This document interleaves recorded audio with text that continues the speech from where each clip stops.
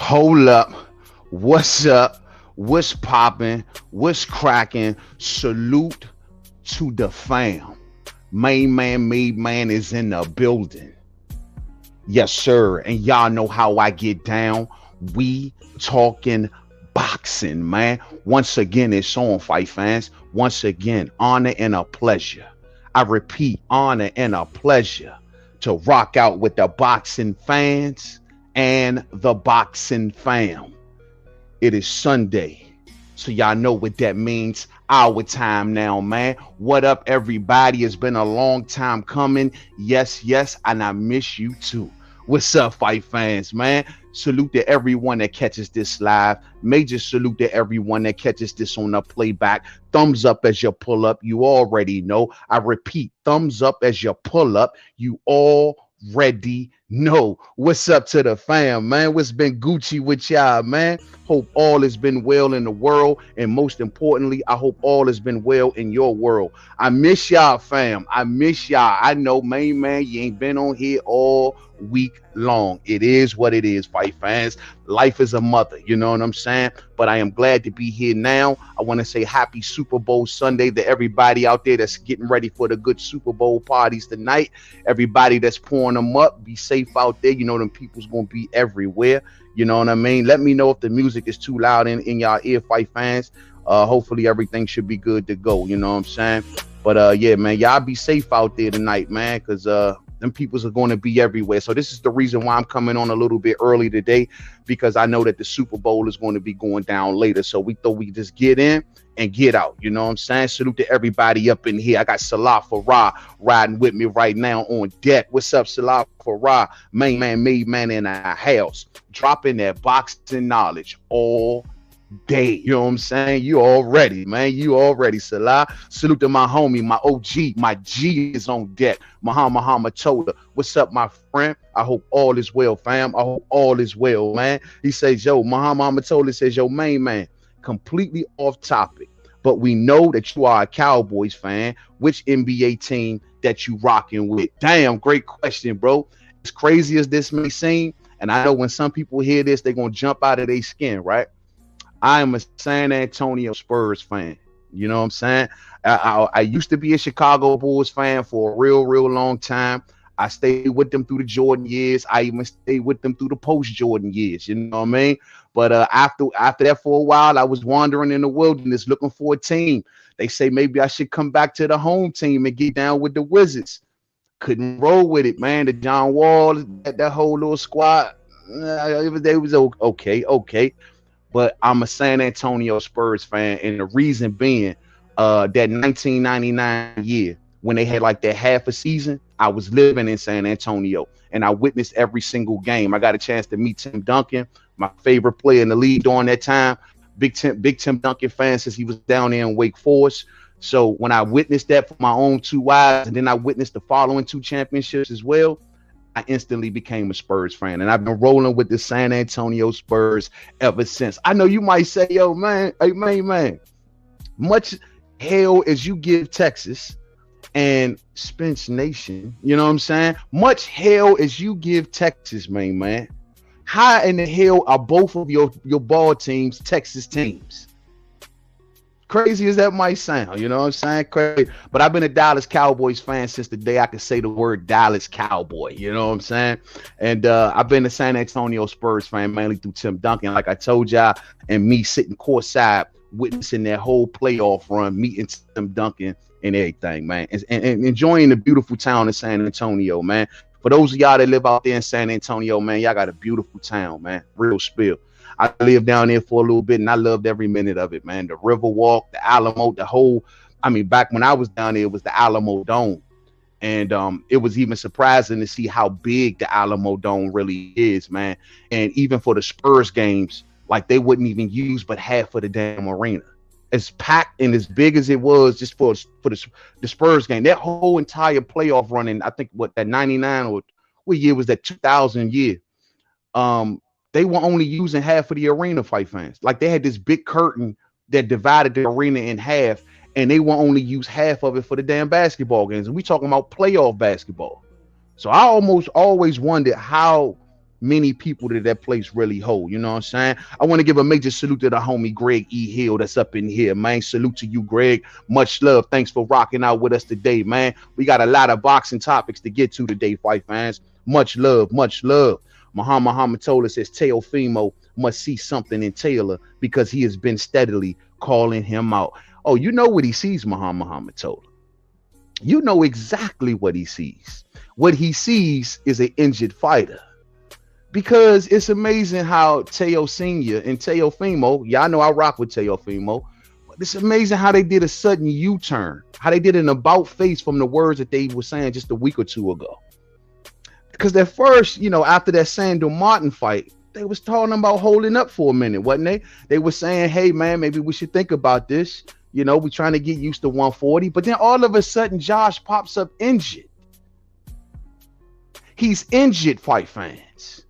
And what do we get? Teofimo Lopez running to the fight right now. We gonna get there, fam. We gonna get there. I want to say thank you to the homie Greg E. Hill in that super chat. Thank you for holding down the channel, my friend. Thank you for all of your support, my G. And much love to you, Greg. Much love, man. Always holding us down, fight fans. So let's go, man. We got a lot to cover. So be on the lookout, fight fans, for new episodes of The Red Corner. I should be letting these episodes out as back to back. I'm still working hard behind the scenes on episodes of The Red Corner boxing animated series. So for anyone who want to catch up, we got some of the early episodes already on the channel in a playlist. You can check it out, and we're gonna pick up right where we left off, man. So with that being said, let's keep it pushing, fight fans. Let's push on out. Now, I want to start off with this. Y'all know how sometimes at the top of the program, at the top of the show, I always sometimes venture into the music topics. And we talk about bios and biopics, or we give some little behind the scenes snapshots at musicians or artists that have been great and some of the great things that they've done. I've talked about publishing in the past. I've talked about how some of these artists realizing they woke up late in the game and realized that the real money is in publishing, and how some artists fought their tooth and nail to fight for their publishing. Artists such as Prince. How some artists woke up late in the game and they realized how powerful publishing was, and when they took control of their publishing, somehow, some way, they eventually died, unexplained reasons. And I'm talking about guys like Sam Cooke. Now I want to talk about another artist because I just recently watched a recent biopic, another one, and this one has been Elvis Presley, fight fans. Now, I've seen Elvis's bios in the past, but they just recently released one in 2022 that I didn't know about. So I recently watched that, man. And let me tell you, I didn't like it very much. It's actually kind of garbage, if you ask me. And the reason being is it picks up late in Elvis's life. It's already, his childhood has happened, his teenage years has happened, how he got signed, who he signed with, how he got on. All of that stuff it don't even cover that. It just comes right into the almost the beginning when Elvis was kind of already known. So I didn't like that. It missed a lot of details. But what did I learn from this now? Now, I've already kind of knew a little something about Elvis. I knew one thing about black people. Black people never cared much for Elvis because they thought that he stole a lot of their music. And good to the movie, they actually put that in the movie, how Elvis was heavily influenced by guys like Little Richard, how he was heavily influenced by guys like B.B. King, and you know, how he took a lot of things that was around him from black artists and he put it in his music, how he took a lot of music and stole songs and he put it in his music, and he got the accolades that a lot of other guys didn't get. You know, when you think of like Little Richard, how Little Richard used to run around saying, oh, everybody stole from me. He stole from me. Well, you think about what Elvis done. I mean, Elvis basically, Little Richard played a piano. Elvis played a guitar. They both were doing rock and roll. He was doing what Little Richard was already doing, but Elvis blew up for it. You think of guys like Jerry Lee Lewis. Jerry Lee Lewis, great balls of fire when he played the piano and kicked out rock and roll. Well, he got pushed to higher heights than Little Richard at that time could ever been pushed to. So that's why he used to run around, oh, they stole everything from me. They stole everything from me. So a lot of black folks at the time looked at Elvis as a thief. You know what I'm saying? Now, I always used to think the same thing. You think of songs like You Ain't Nothing But a Hound Dog, where he stole that from Mama Hornsby, but she never got the accolades that Elvis got. You think of songs like that. I mean, many others. You know, you look at any of Elvis's concerts, he sings a bunch of cover songs for the most part. You know what I mean? And so people, you got to think about, like, why did he do that? Why did Elvis Presley not have this amazing catalog of his own? Like, why did he had to steal so many people music? You know what I'm saying? Let me put this back up there. You know, that went off. But why did he had to steal so many people's music? And people didn't understand that. Well, I'm gonna say this.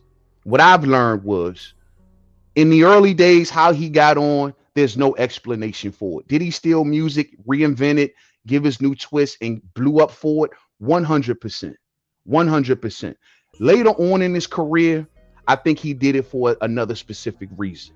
And that is, Elvis Presley had a manager we all know by the name of Colonel Parker, who wasn't really a colonel. Colonel Parker was nothing short of a scam artist. What he saw in Elvis Presley was with the same thing that they saw in Vanilla Ice, the same thing that we see in Eminem. And that is, and I hope nobody get offended by this, but a white man that can do what a black man does. You know what I mean? And he can sell that to the masses. Well, in Colonel Parker's case, Elvis was his personal ATM machine, meaning that the dude was an illegal immigrant, so he wouldn't let Elvis tour internationally. The dude, he was so afraid of the government and the government being on his tail with every little thing that he do. So in order to control Elvis with the pelvis moves and all of that X-rated stuff he was doing back then, they controlled his manager. And so the manager then controlled Elvis. So fast forward, this particular manager had all kind of problems, and whatever the manager problem had, whatever problems he had, it reflected on Elvis, and it reflected on his career. What I'm talking about. The government says Elvis is too scandalous because all of the moving. So the manager comes up with a bright idea. Instead of canceling Elvis, let's send him to the military. While he's in the military, we'll sell merchandise, we'll sell dolls, we'll sell all kind of board games, everything, because he was a carnival guy, right? All in Elvis's image to keep the money going. Elvis goes to the military, he comes back, recording no songs, no music. He comes back, put him in movies, right? He does movies for 10 straight years. No music, no recording. He starts to burn at the seams like, I'm a singer, I'm an artist. Rock and roll is changing. The Beatles are coming to town. The Rolling Stones are coming to town. Music is changing, and I'm still singing songs from the 50s. So he bucks his manager, say, Mr. Manager, hey, Colonel, man, I ain't listening to you. I'm going to do my own special. They set him up with a special called the Comeback Special. It was supposed to be nice. Elvis took it in control of the Comeback Special. He get up there and he does his old 1950 songs. Sounds great, doesn't it? But the thing is, this audience is paid for. They're only applauding because we're telling them to applaud. They're not really liking your songs like that. Your shit is outdated. You got no music. You went all of them years in the military making all of those movies. Half of them were garbage. And you got no music. You got no catalog.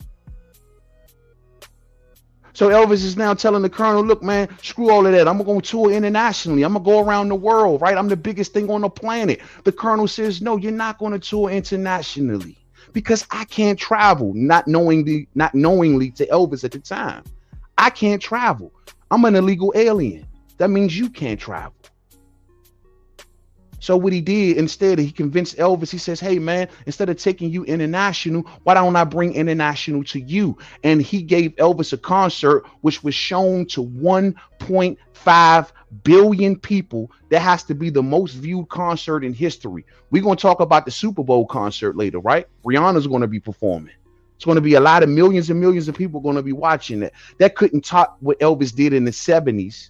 By having 1.5 billion people. That's probably about, at that time, like 75% of the planet watching one concert. That's what the colonel did, all because he didn't want Elvis to travel. Then he convinced Elvis to go start performing in Vegas. And then everyone will come to you. And just like Michael Jackson, they told Elvis a couple shows, which then led to weeks full of shows, which then led to months full of shows, which then led to Elvis being stuck on stage for 10 years in Vegas. Why was he stuck on that stage for 10 years, man? Because his manager had gambling debts owed to Vegas. So just like any puppet and puppeteer, if he owes Vegas, he's going to make Elvis dance. And Elvis got stuck on stage, fight fans. stuck on stage performing 2 shows, 3 shows a night sometimes, going through his 40s. His 40s, fight fan, his late 30s to early 40s. He performing day in and day out, day in and day out, day in and day out, grueling schedule for 10 years straight. 10 years straight, fight fans. And just like any man, it eventually will break you. It started to break him.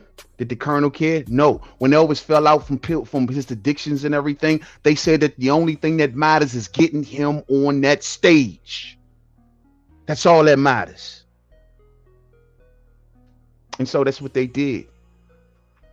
Elvis was hooked on all kind of drugs during this time. I mean, cocaine being one. He was mostly hooked on the uppers and the downers to keep himself going all the way through his years. Keep in mind, fight fans, that Elvis died at the age of 42. How young is that? How many of y'all are 42?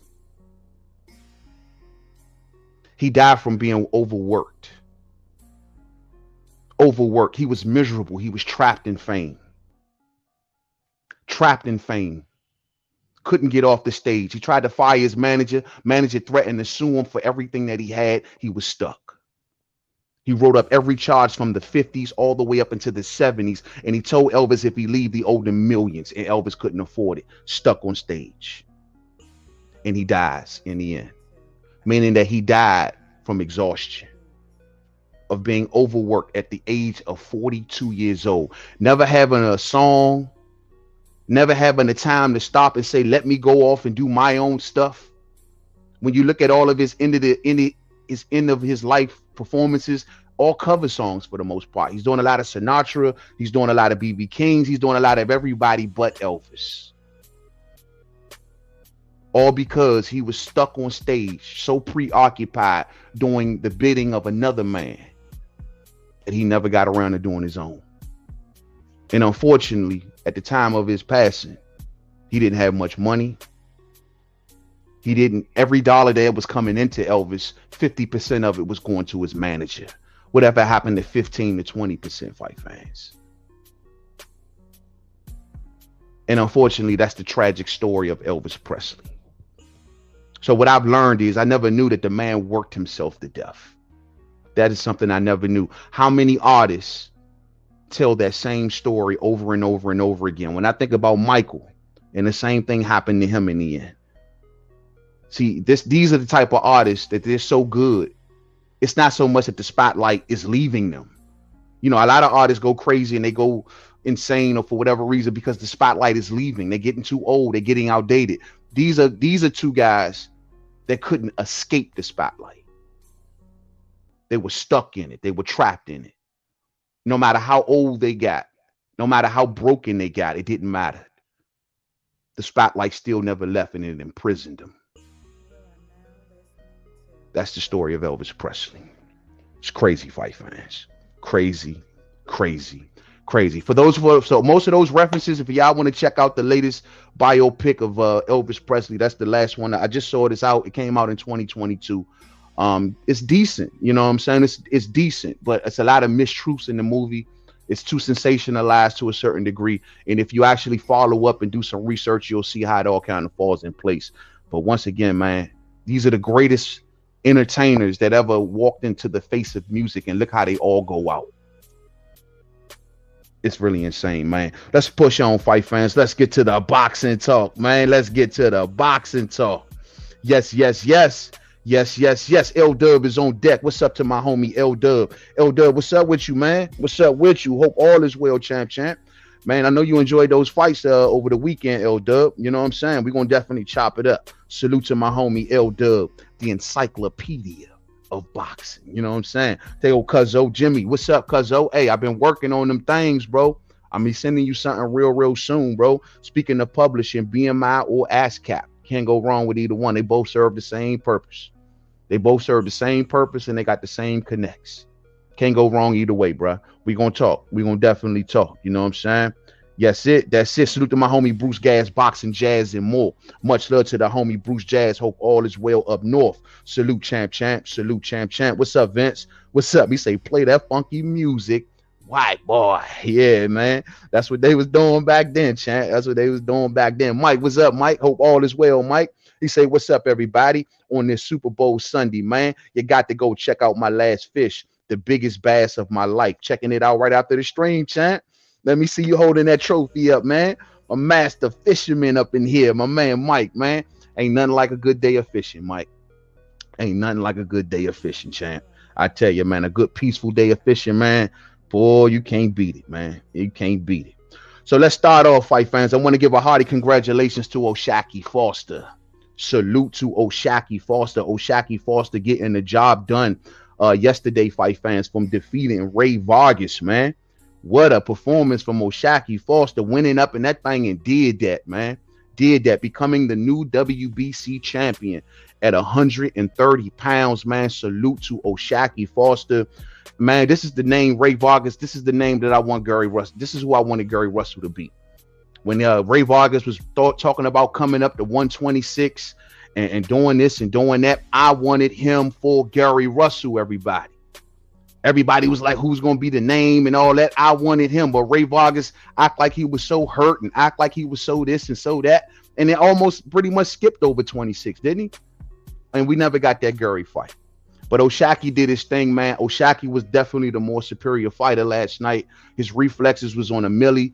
Wasn't that accurate. Neither man was that accurate for the most part. But I thought he did a good job at controlling that fight, being the ring general of that fight, taking the fight to Ray Vargas in the second half of that fight, making it more definitive, especially the way he kicked it up in those championship rounds. I thought he did a really, really good job. You know what I mean? And congratulations to O'Shaquie Foster. He now joins the class of the top names of 130 pounds. From what I'm understanding, I think he's going to have two mandatories, fight fans. Two mandatories for that WBC championship. So hopefully he can at least land a recognizable name, because the names that he's talking about fighting, I'm like, whatever, cuz, you know. But O'Shaquie has arrived, man. I mean, a lot of people may even see this as somewhat of an upset or whatever, but I thought it was a pretty even fight going into the fight either way it goes. But gave a good performance, man. His reflexes were just a much better fighter. The cosmetics of the fight clearly looked like O'Shaquie Foster was winning it. The pull counter was working. The counter punching was really sharp from O'Shaquie last night, more than anything. And so he got the job done, and he now joins the championship class, man. So if we look at a little bit of reporting on this, O'Shaquie Foster of Houston outpointed Ray Vargas of Mexico for the vacant WBC junior lightweight title at the Alamo Dome in San Antonio. We were just talking about the Alamo Dome. Yeah, man. So good stuff for O'Shaquie Foster, man. Sky's the limit for him, man. Rocking out on that PBC side. It's going to be a little tough to make some decent fights at 30, kind of being on that side, but we'll see what they work out for him, man. But really good for O'Shaquie Foster. So congratulations to the kid, man. Also, man, the thing, Mario Barrios got dirty last night too, man. I seen Mario Barrios taking out Giovanni Santiago. Mario Barrios looking, he needed that win. We all know he needed that win bad. Coming off those losses to Tank Davis, coming off that loss to Keith Thurman. And I got to tell you, man, Barrios is looking like a full-fledged welterweight now. Like, he is filling in to that class. He looked huge. You know what I'm saying? I was just thinking that him standing next to Santiago, I mean, he looked huge. You know what I mean? Good for Mario Barrios. And these are the type of fights that Mario Barrios should have been taking on his way moving up to 47. Not jumping in there with no damn Keith Thurman. Not knowing that you are a 47-pounder, but draining yourself back down to 140 in order to take on Gervonta Davis. I like that stuff right there. You just handicapped yourself. I get it. They were big money fights. I get it. They helped get your name out there, man, but you clearly was not ready. Those were premature fights for Mario Barrios. A guy like Giovanni Santiago should have been originally more of his speed. That should have been originally something they should have been setting him up with when he moved up to 147. But either way it goes, he brought the fight to this dude, stopped him in the 8th round, and just was pounding him up against those ropes, man. Those right hands were thudding from Mario Barrios. The body work was solid. He hit him with I think it was a left hook to the hip, man, to the body right there that put him down on his knee. I was just like, damn, that thing was thudding, you know what I mean? And I was really happy to see this for Mario Barrios. So his career continues. He gets to go forward. He gets to get some more fights, and hopefully we'll be checking for Mario Barrios. But slowing him down, gradually stepping him up will be the best route for him if he wants to extend his career to a certain degree. You know what I mean? So congratulations to both of those fighters for getting into the win column, mainly to O'Shaquie Foster for becoming a world champion, fight fans. And you can't say nothing but good stuff about that. You know what I'm saying? Real spill, man. Mike Rhymes says Barrios versus Crawford. I think not. Come on, bruh. Don't make me laugh. I just got finished telling you how Mario Barrios should gradually step up, not get wrecked. I don't want to see the man wrecked right now. All right. After what he went through with Tank, getting knocked out by Tank and then fighting into the grueling fight with Keith Thurman, that means it's too early, bro. You'll get that kid wrecked. He won't be no more good. He'll be at the dinner table like Sean Porter, thinking and pondering his future. Is he good enough? Should he continue to go forward?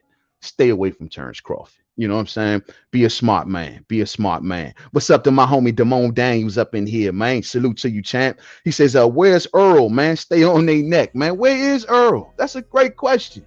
It's like, where's Waldo around this junk? Where's Earl? Have anybody heard from Earl? I mean, now that the easy road has disappeared, I haven't seen no Earl. You know, I mean, look, man, we ain't got no dates. We got nothing official. I'm still hoping that the fight is going to continue, right? We heard June. I don't know. I ain't heard nothing from Keith either. Between Keith and Earl, bro, you can hear a pin. You can hear a mouse pissing on a cotton swab. You know what I'm saying? You don't hear nothing. This shit is crazy, man. So I just hope they announce something soon, man. I mean, with all of these fights being put together, we hear about Jamal Charlo is going to be coming back also sometime this spring. Between that and the AJ thing and the Tank thing and the Canelo thing, like we got pay-per-views popping up left and right. So anybody seen Earl? Anybody seen Keith? Are they fighting? Are they alive? Is this thing on? Like, what's up with them dudes? All of this to get away from Bud Crawford. Don't make no sense, man. Like, we got to push fights all the way out to June and shit, all to get away from Bud Crawford. The easy road runs out, fights come harder to make. We get to the cream of the crop and all of this stuff, everything is hard to make. It gets weird, fight fans, when the easy road disappears. But when it was Little Mike, when it was Sean, when it was everybody else, oh man, these things came together like that. I mean, like boom, boom, boom, boom, give them what they want. Somebody got the answer on that. Somebody got the answer on that. Muhammad Tola says Keith won't fight without a guarantee and a big one. You do got to wonder though, Muhammad Tola, and that feeds into our next story. You do got to wonder if there's any sort of money issues at play here. And the reason I say that, and maybe there's some unhappiness on Keith's side or Earl's side, I don't know. You know what I mean? But I do find it real funny with the slow moving. You know what I mean? And there's all of these money questions right now surrounding PBC, and we got a new one now. So the new one is this: for everyone who always think that, man, why you always jumping on PBC? So according to Michael Benson, he left this on his Twitter, fight fans, and I'll put it right here on your screen. Michael Benson, boxing reporter, says that it's claimed that there is frustration between Deontay Wilder and PBC over money for a proposed Andy Ruiz fight. And I'm going to stop right there. So let me find out that Deontay Wilder is upset with PBC over the Andy Ruiz offer. Is the offer too low? Is Deontay Wilder being offered a guarantee? Why is Deontay Wilder upset about the Andy Ruiz situation? Now, I thought it was a little funny over the last few weeks because, you know, I've been observing it. I thought the way that this is actually have been going have been a little funny looking. And you go back a few weeks, we got Andy Ruiz coming out to the public on his social media saying, PBC, what's the move? Like, what's the next move? And it caught a lot of us off guard. Like, we thought that him and Wilder was in negotiations, like this should be going on.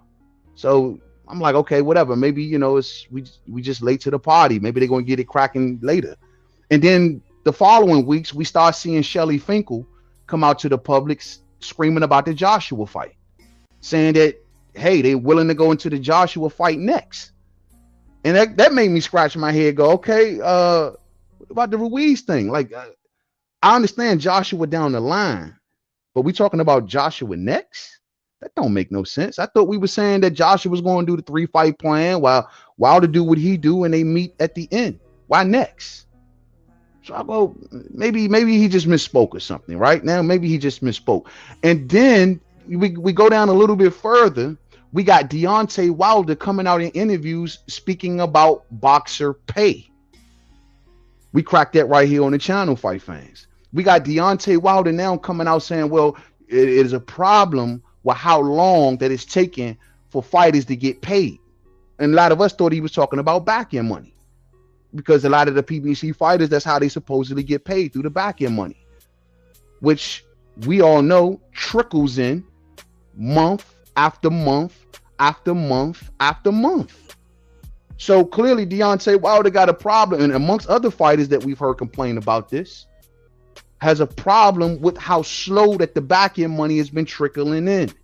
And then let's keep it pushing. We got Deontay Wilder out here in the public actively campaigning for a Francis Ngannou fight. And so I'm like, okay, what the hell is that about? Like, why is Wilder talking about Ngannou? That's why I haven't even did a video on it, Fight Fan. I don't even want to entertain that right now because it makes no sense. Why are we talking about Ngannou when Wilder has a route to hopefully Anthony Joshua and beyond? Why is not Deontay Wilder's focused on Andy Ruiz and moving forward? So then it starts to get a little confused. And now we got this reporting coming out today stating that Deontay Wilder there's some frustration out here about the money that's being proposed for the Andy Ruiz fight. Now, here's the deal. I'm going to say this. Don't get mad at a lot of them, at the messengers, Fight Fans. A lot of y'all be on some, you're anti-Al Heyman. No. We just hold all of their feet to the same damn fire. And we ain't giving one the up over the next. We just not doing that.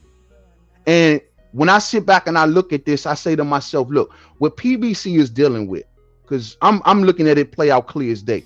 What PBC is dealing with is the natural order of business. This is the way business in boxing works.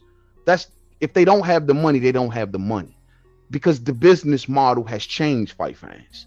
And I think that we all need to inform ourselves on that a little better. What do I mean when I say that the business model has changed? In the early days, they had $500+ million to play with. They came in buying slots. They came in looking for TV slots and they bought them. They paid their way through the game, Fight Fans. They had investor money to play with, which then led to them acquiring new deals from Fox and from Showtime, in which they paid the licensing fees for the PBC stable, right? Which means that they're now receiving more money and everyone was happy. You didn't hear boxing fans complaining back then. What you heard was promoters complaining back then. You heard Bob Arum squealing. You heard Eddie Hearn squealing. You heard Oscar De La Hoya, they're not making fights. They're overpaying their fighters. That's what you heard back then. But you heard the fans celebrating. We were getting the fights that we wanted. All of these fights were coming around. We were just like, damn, PBC is doing the damn thing.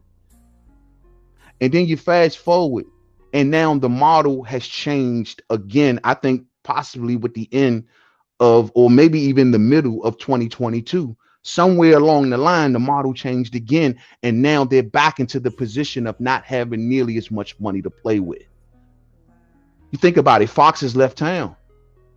That budget is gone. Now they're just dwelling strictly with Showtime. Showtime is now being, you see it all in the news, of them forming up with another a company, this Paramount Plus stuff, which clearly is affecting their budget, because they're already telling everybody, hey, whatever these programs that doesn't retain, what, 10%, I think it was, then guess what? They're gone. They're cutting programs. So you got to ask yourself, there got to be less money in the pot.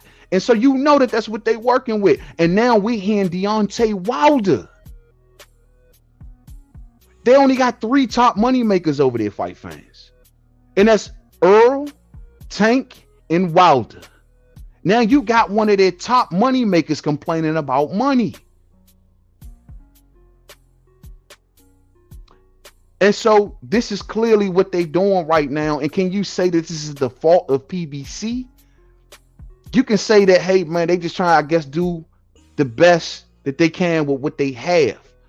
A lot of the boxing fans are just not informed that they have to change over their business model. And this is the same business model that they wanted Terrence Crawford to come in under. This is why we saw them making pay-per-view fights just to pay the purses of the fighters. Because they're working, they're not getting those budgets, that they don't have those big licensing fees no more. They don't have those budgets to play with like that no more. They just don't got it. So you got Wilder complaining, and you do have to ask yourself the question: is this hindering or have any sort of effect on Errol and Keith? If Wilder, because I didn't expect Wilder. It's one thing to have Mario Barrios come out here and say, oh my goodness, my money, my money. But to say that Deontay Wilder got a problem with things and he's frustrated, well, that's a big signal. That's a big signal. And that also makes me, it makes me wonder when it comes, if we ever get back around to the Crawford and Spence talk again. Like, it makes me wonder if this is the reality of PBC. If this is the reality that they're working with less, and they're telling these dudes that you got to go on pay-per-view and whatever you draw, that's how we got to pay you. If this is the reality, how does this sit with Terrence Crawford? How does that sit? That is the reality of PBC, and there's nothing that they can do about it. This is why you see the black versus Mexican thing and the black versus Latino thing. They trying to run that blueprint over and over and over and over. They're running it into the ground because they believe that that's the only profitable formula right now. We think different. We say to ourselves, you put two top-rated guys, no matter what race they are, but you put two top-rated guys in that ring, then it should do well. That's what we say. That's what we want to see. But they don't believe that. They don't believe that. Now they're working with less. And this is what ticks me off about Spence and Crawford, because we went through so many periods and eras where money was everywhere and abundant on both sides. It was everywhere. Bob had money when he first got with ESPN. PBC had money. Everybody had money. And we wasted so much damn time that now everybody fucking broke. Now everybody's broke, fight fans. Now everything is limping over the finish line. You see where I'm going? That's why I've been here pounding the table and jumping up and down saying, stop the crap. These suits, stop the crap. Y'all so greedy and fought over so much control. Now the pots are shrinking. Now Deontay Wilder, now there's frustration going around. Because every time we turn around, money is an issue. So we'll see how this goes, fight fans. I hope whatever happens, I want to see Deontay Wilder versus Andy Ruiz. I want to see Deontay Wilder versus Andy Ruiz. I think it's a cracking ass fight, everybody. I think it's a cracking ass fight. I think it has beautiful implications for the heavyweight division. It's one of those type of fights that a lot of the fans will be engaged in. A very high level, high skill fight from two very, very good heavyweights. I want that shit. I want that shit, fight fans. What say y'all? What say y'all? Let me see what the fans talking about. Let me scroll on back. Salute to my homie Project Bim is on deck. Project Bim is in our hell. Salute to you, champ. Hope all is well with you, Project Bimmers. Hope all is well. Hope all is well. Hope all is well. Mike says, I think that he is talking to the duck. That's a possibility on the streets. Don't worry about that, man. Worry about the guy that ran from that man. Don't worry about that, man. I don't know what you're saying there, Mike, but I'm sure there's a shot at Crawford somehow, some way. You know what I'm saying? You say you think he's talking to the duck. That's a possibility on the streets. I don't know. You talking about Deontay Wilder? Deontay Wilder ain't talking to no Crawford. Come on. How y'all gonna make that about Crawford? You know what I'm saying? Porter was the WBC champion. Mikey was the 140 champion when he fought Earl. Okay. And that means what? Mikey was also his previous fight before Earl was down at 130 pounds, bro. I mean, 135 pounds. Correct me if I'm wrong, right? Was his fight prior to Earl at 135? Let's not leave that out. The easy road, homeboy. Let's not forget Sean Porter had fought to a draw with Julio Diaz. He fought to a draw with Julio Diaz, bro. You know what I'm saying? And then on top of that, Keith gave that belt. He didn't beat Keith for that belt. Keith took his clothes off and he gave it to Sean Porter. That's what he did. So don't act like Sean Porter also been beat by Kell Brooks. So what we talking about? Y'all be killing me. Oh my God. Well, Sean Porter was the greatest version of himself versus Errol Spence, forgetting the fact that he got beat by Kell and went to a draw with Julio Diaz. You know what I'm saying? Sean Porter. Yeah, he was the WBC champ for the vacant title. You know what I'm saying? And that means what? Mike says that the only thing that Keith is guaranteed to get is his ass whooped, but Keith won't turn down the fight. Well, I mean, does Keith honestly have that choice to turn down the fight, or is PBC telling him what he want to do if he want to fight? That's the question. I mean, for these terms to be presented to Keith, these fuckboy terms to be presented to Keith, something that Terrence Crawford would never do and has never done to any fighter, might I add. But for these screwball terms to be offered to Keith like this, I mean, could he resist it? Could he reject it? Could he? I mean, the only other route there was to go down Bud Street, where he's next in line in the WBO, but he wouldn't dare file a petition. He wouldn't dare. Mr. $10 million WB no wouldn't dare. You know what I'm saying? So, I mean, yeah, I mean, does he have a choice though, Mike? That's the golden question. I mean, because what fighter would their dignity intact would say, yeah, I don't want to fight for my old belts. Nah. Nah, I don't mind fighting a mandatory at a higher weight. Nah, I don't mind. Keith has been awful silent. The only thing that I seen from Keith was somebody coming out saying that he was speaking through someone else, saying that he knows about the terms of the fight. That's all I heard from Keith. You don't see him running out here to the cameras. Keith is a talker. Keith don't stop talking. He would be right now selling the hell out of this fight if he was a happy camper. And we all know that. We all know. Keith talked all last year. He talked every other month. Every other month, Keith on a treadmill doing an interview or on someone's channel talking about something. All last year. Now all of a sudden he goes silent. Okay. So does he have a choice? Crawford is ducked, period. He is avoided like the plague. I can't understand it, bruh. Hey, Project Bemis, the sad part is I don't even really understand it because he got so much to offer. Win, lose, or draw. You got lineals, you got pound for pound implications, you got all kinds of stuff. I mean, it's a whole bag full of legacy around Terrence Crawford's waist. I don't understand what the hesitation is. These fighters got to fight 20 fighters to get exactly what they'll get off of Terrence Crawford in one night. Make it make sense, fight fans. Please make it make sense. Javier says, yo, Wilder doesn't want to be paid 4 months after the fight. Salute, man. I feel you there, Javier. Yeah, I feel you. Wilder has been kicking and screaming. You know, since Wilder returned back, Wilder been laying little breadcrumbs like he is unhappy with something behind the scenes. He's been talking about how boxing is a business. And I mean, because before the Fury situations and all that, Wilder wasn't talking that way. Wilder came back on some, this is a business and I'm just here for the business of it. It's this, is that. Like he's been kind of exposing boxing to a certain degree on the low.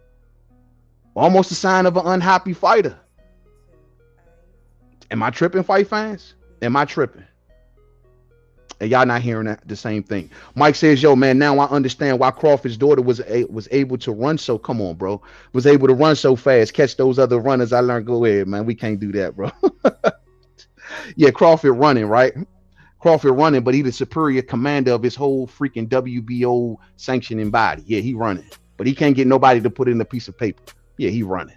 Who believes that shit? How can you believe that shit when you got no proof? You just talking, bro. Those are just words.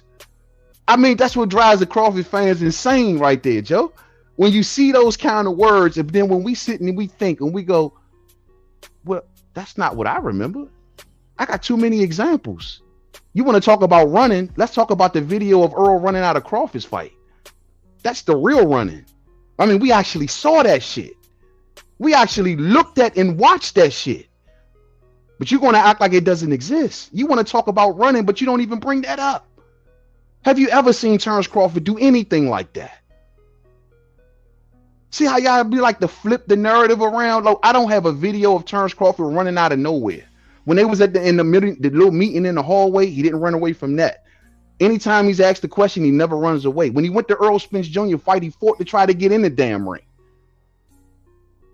But yet, when you mention the word run, I can easily, with one hand, maybe just my pinky finger, hit the words on the Google, and that video of Errol Spence running out of there will be easily found like that. Like that. It makes no sense, Mike. It makes no sense whatsoever. And you are wrong on many levels. You are wrong on so many levels. Oh man, bringing that man daughter up. You wrong as hell, bro. Broner still ain't get the back end from the Pacquiao fight. Logan Paul still ain't get paid from the Floyd fight. There's a lot of examples floating around out there. A whole lot of examples, champs. A whole lot of examples. The PBC might be realizing that Wilder's chin is questionable against Ruiz, coming off 2 losses. He cannot be coming into the fight for a stand for a king's ransom. Look, man, I don't know what Wilder's request was, but all I do know is Wilder has never, ever, through his whole entire career, raised issues about money with the PBC, no matter who he was fighting. Now, all of a sudden, it's a problem. Nah. This is the writing on the wall, Mike. This is showing you the reason why Terrence Crawford said, I'm not coming to the SNAP program. This is the reason why Terrence Crawford says, I'm not coming to the SNAP program. You know what I mean? This is the writing on the wall. People can run around and keep on jumping on the boxing fans who's reporting this and saying, oh, y'all wrong. Oh, y'all delusional. You just hating on Al. That ain't what it is. You're just reporting the obvious. And it ain't the fans that's letting this out. It's the fighters. I got Bernard Hopkins just a week ago saying that he got cats calling him on the back phones. Calling him saying hey, they want to get more money. That's what Bernard Hopkins just said.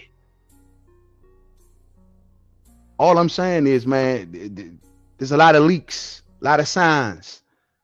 Things hopefully would change for PBC. And I do not wish on their demise whatsoever. I want them to succeed. But we will report the obvious. We will report the obvious, fight fans. You dig? Oh, man. Oh.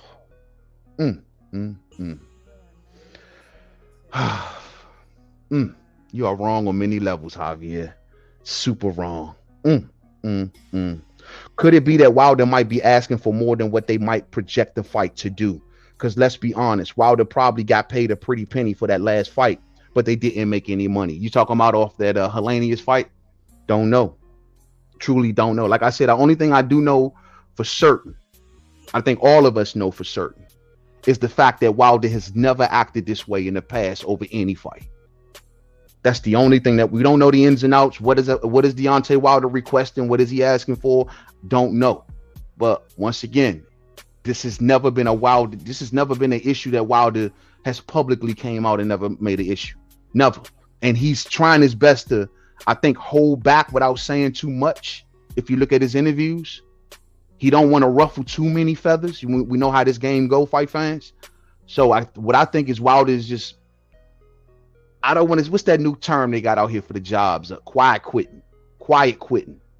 Y'all think that he's quiet quitting? You do got to wonder. What's up, sis? What's going on? I want to give a double salute to Lala D up in the house. What's up, family? I hope all is well with your Lala. You already know. Real live boxing mind right here. Y'all want to laugh and have an entertaining channel? You check out my sis Lala D. Keeps you laughing and most importantly, keeps you informed about some real cool stuff, man. You know what I'm saying? Hope all is well, sis. Hope all is well. Yes, sir. So let's move on, fight fans. I'm gonna come on back to the comments, but we're gonna hope that this Deontay Wilder situation improves because, like I said, man, we want some certainty here, man. We don't want it to be a situation we don't know if we're gonna get this fight. I really like the Ruiz versus Wilder fight. I like the route that it puts either winner on. I like everything about it. So hopefully they get it off the ground and PBC solve their money woes, you know what I'm saying? Or whatever the case may be. Let's keep it pushing, fight fans. Now, I want to go here real quick. I got to go here because this one pisses me off.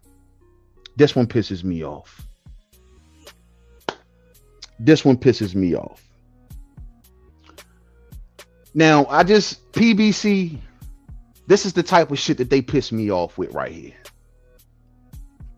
Why are we overlooking Gary Antuanne Russell? Why are we overlooking Gary Antuanne Russell? Main man, what are you talking about? So did y'all see the reporting that came out a little earlier this week? I'll read straight from the article because I got it right here in front of me. Salute to Boxing News 24, Mr. Vince D. Ryder. They are reporting that PBC is looking to line up Rolly Romero versus this boy Alberto Puello. Now we know that Alberto Puello is the current WBA regular champion up at 140 pounds. How in the hell is Rolly Romero in the runnings for this damn fight? I have been following these rankings because I keep a close eye on Gary Antuanne Russell. And I know that Gary Antuanne Russell has been making his way through the ranks. He's been going through eliminators. He's been fighting good quality of competition, but beating Victor Postu by beating Rancis Bartholomew. And now you're going to move the dude who got a video rolling around with him being stopped and sparring. With him being stopped and sparring, now we're going to talk about Rolly Romero? Oh, hell nah. What the hell has Rolly done? Why is we even talking about Rolly in a serious boxing discussion? Like this whole entertainment and just character and popularity shit need to go out the back window sometimes. Ain't nobody trying to see this shit. Ain't nobody checking for Rolly no more. His moment is gone. Ain't y'all? Look, I'm gonna tell y'all like this. Look, he ain't funny no more. It was funny for a minute. I entertained it for a while. Everyone's ugly and everyone. It was funny. Ha ha ha. It was funny until he got his ass knocked out. Now it ain't funny no more. Why is Rolly Romero still in the conversation? He's done jack crap. Him and Bullet T, they done nothing. You know what I'm saying? The energy is with Gary Antuanne Russell. The man is on a knockout streak currently. The man is the man that defeated Jerron Boots Ennis. And I see Bozy running around here trying to downplay it. Yeah, beat Jerron Boots Ennis twice. Get it right. And now we're going to sit back and overlook because he's a raw. It's a damn shame. The PBC relationship when it comes to the Russells. We speak about this almost weekly, fight fans. I want to say rest in peace to my homie Batman. It's a damn shame. Every time I turn around about something about the Russells, PBC is giving them the short end of the stick. Look, man, the way this was all talked about initially, Gary Antuanne Russell was supposed to be fighting this dude, Alberto Puello, hopefully for that WBA Super Championship. But now they want to kick him down to what he's rated like 6 now. He's in the top 10. And even that boy Barrasso and Puello has already fought. And anyone else in the rankings just don't have no name, no weight behind their name whatsoever. And y'all go and find fucking Rolly? Why are y'all trying to keep Rolly so relevant? Why? Because he's a court gesture? The man can't fight. He needs to work on the basics, the ABCs, the 1, 2, 3s. He has no footwork. He loads up on every shot. He doesn't change the speeds on his shot. His defense is trash. What is he? He's a court gesture. He's just running his fucking mouth and ducking the top smoke. That's all he doing. And they got the nerve to want to try to put him on a route to a world title? And you want to overlook this man?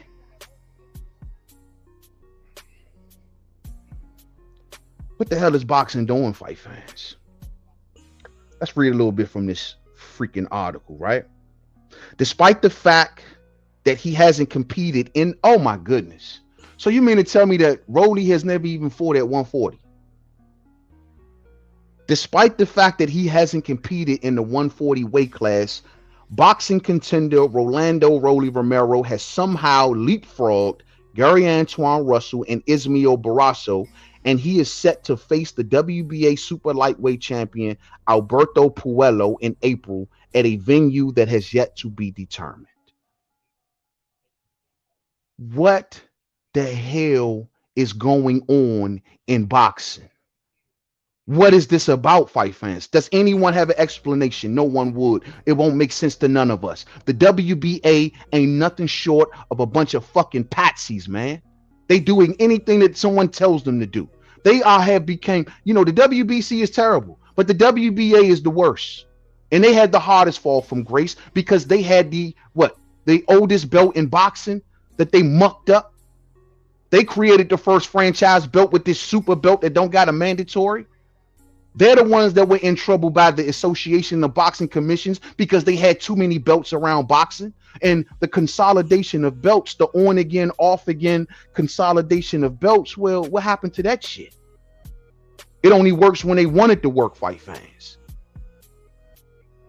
Such as if there was a situation like Terrence Crawford going to Golden Boy, right, to try to get the Virgil Ortiz fight, and if Virgil beats Stanionis for the WBA regular, the automatic consolidation of belts will come out of nowhere, and automatically they're consolidating again. I guarantee you. So what? They not consolidating no more? The WBA have became nothing short of patsies.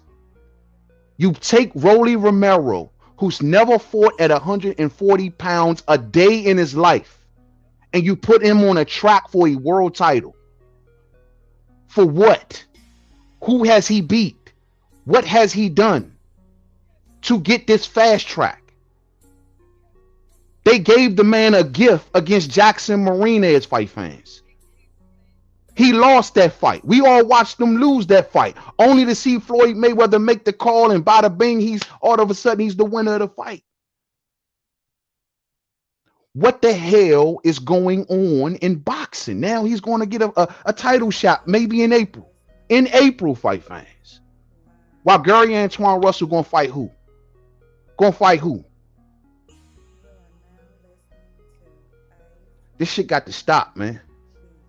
This is why people walk away from the sport. The rankings don't mean nothing. They just there. For what? You tell me Gary Antuanne Russell doesn't deserve a title shot over Rolly Romero? Y'all telling me that, fight fans? No, not one boxing fan with a boxing brain can walk up in here and say that. Not one person. This man just was the first fighter to stop Victor Posu and Francis Bartholomew. Think what you want of the stoppage. So screw this fight, man. Screw this fight.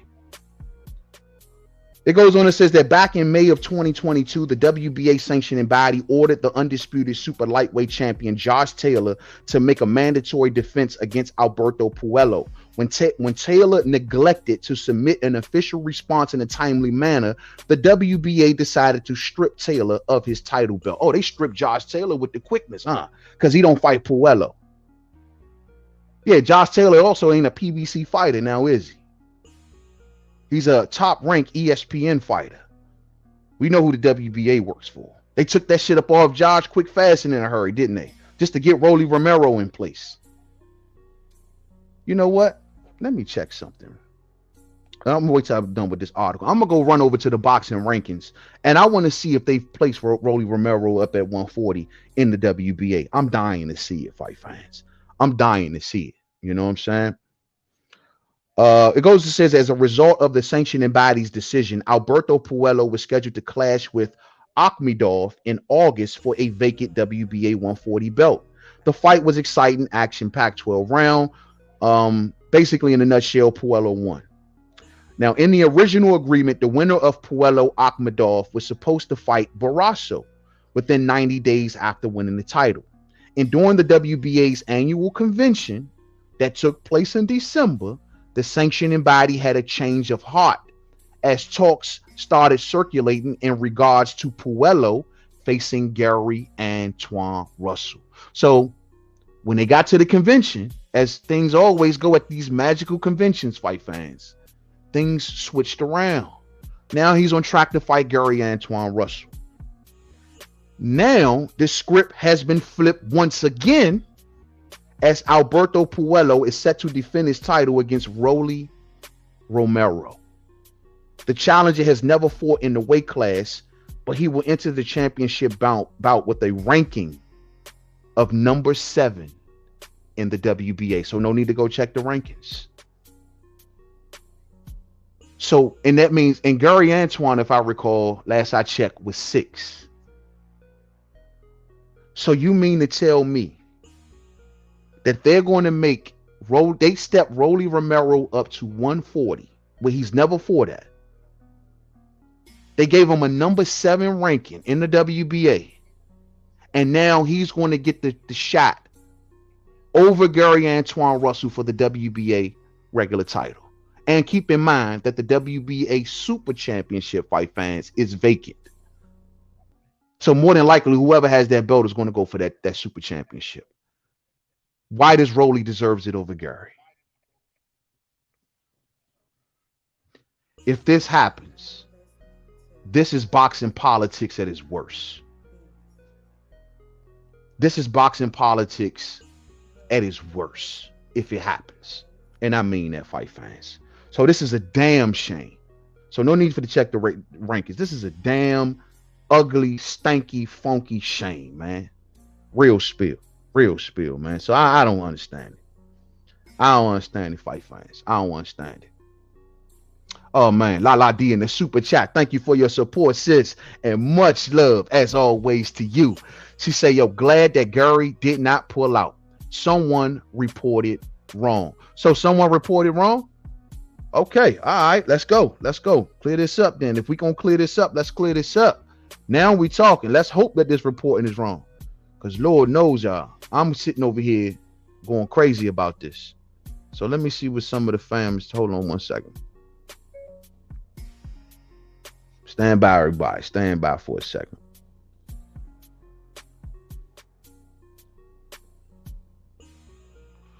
Let me see let me see here. Okay. Bole says that Rolly was the WBA interim champion at 135. Yeah, but that doesn't, the interim champion, last time I checked, the interim championship disappeared due to the consolidation of belts, correct? So if that happens, if that's the case, then we shouldn't even be talking. We're not even talking about that. You know what I'm saying? So it don't even really matter. You know what I mean? It don't even really matter if he's the interim champion. Let me see if anybody got any extra info on this. Any updates? Lala says that he didn't pull out and someone reported wrong. Bole says that Rolly is a voluntary. He is a voluntary. Okay, that still doesn't mean that.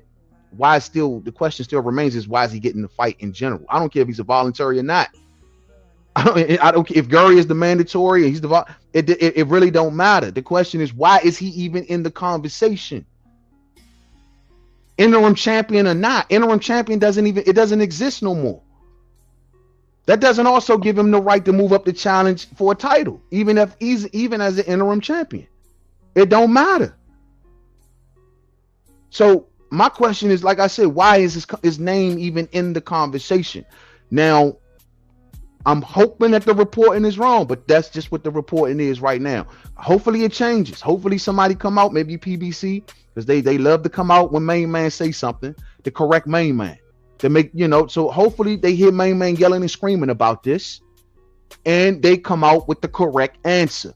If the answer remains Rolly Romero, then we're going to continue to ask the question of how. And I haven't seen no contrary reporting as of right now. So let's see. Let's hope something changes.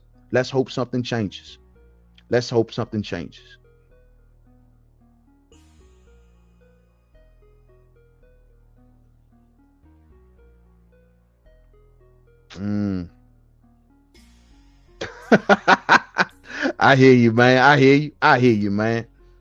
Seen and unseen. Thanks, man. What up with you? What's up with Fistiana Fights? I see you up in the house. People are buying their spots in the ranking, says Fistiana. That ain't nothing short of facts. That's exactly what's going on.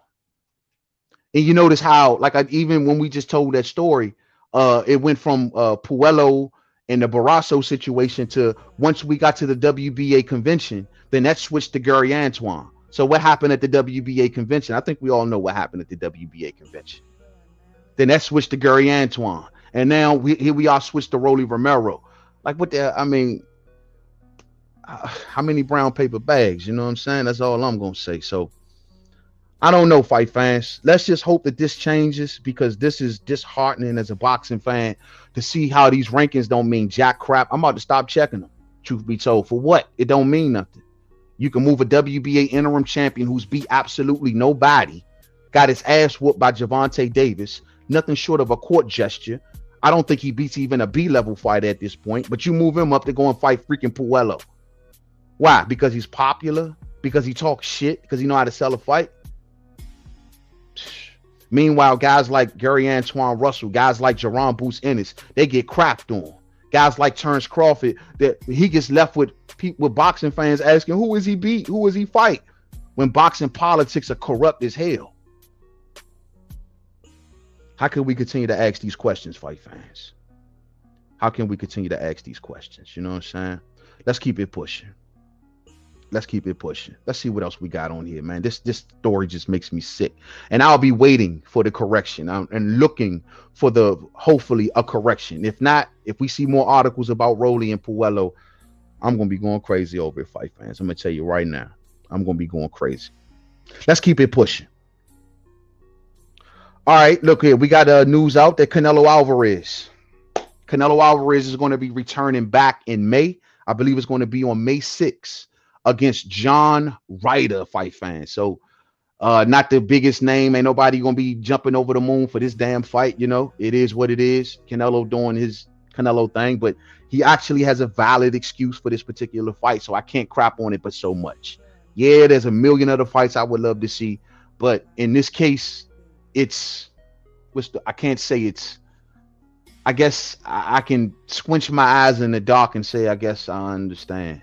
You know what I mean? It is a mandatory. John Wright, I believe, is Canelo Alvarez's WBO mandatory at 168 pounds. Yeah, it just so happens to be that he's one of Eddie Hearn's fighters, like Canelo's always been doing, right? He's going down the Eddie Hearn crew. Yeah, he's one of Eddie Hearn's fighters.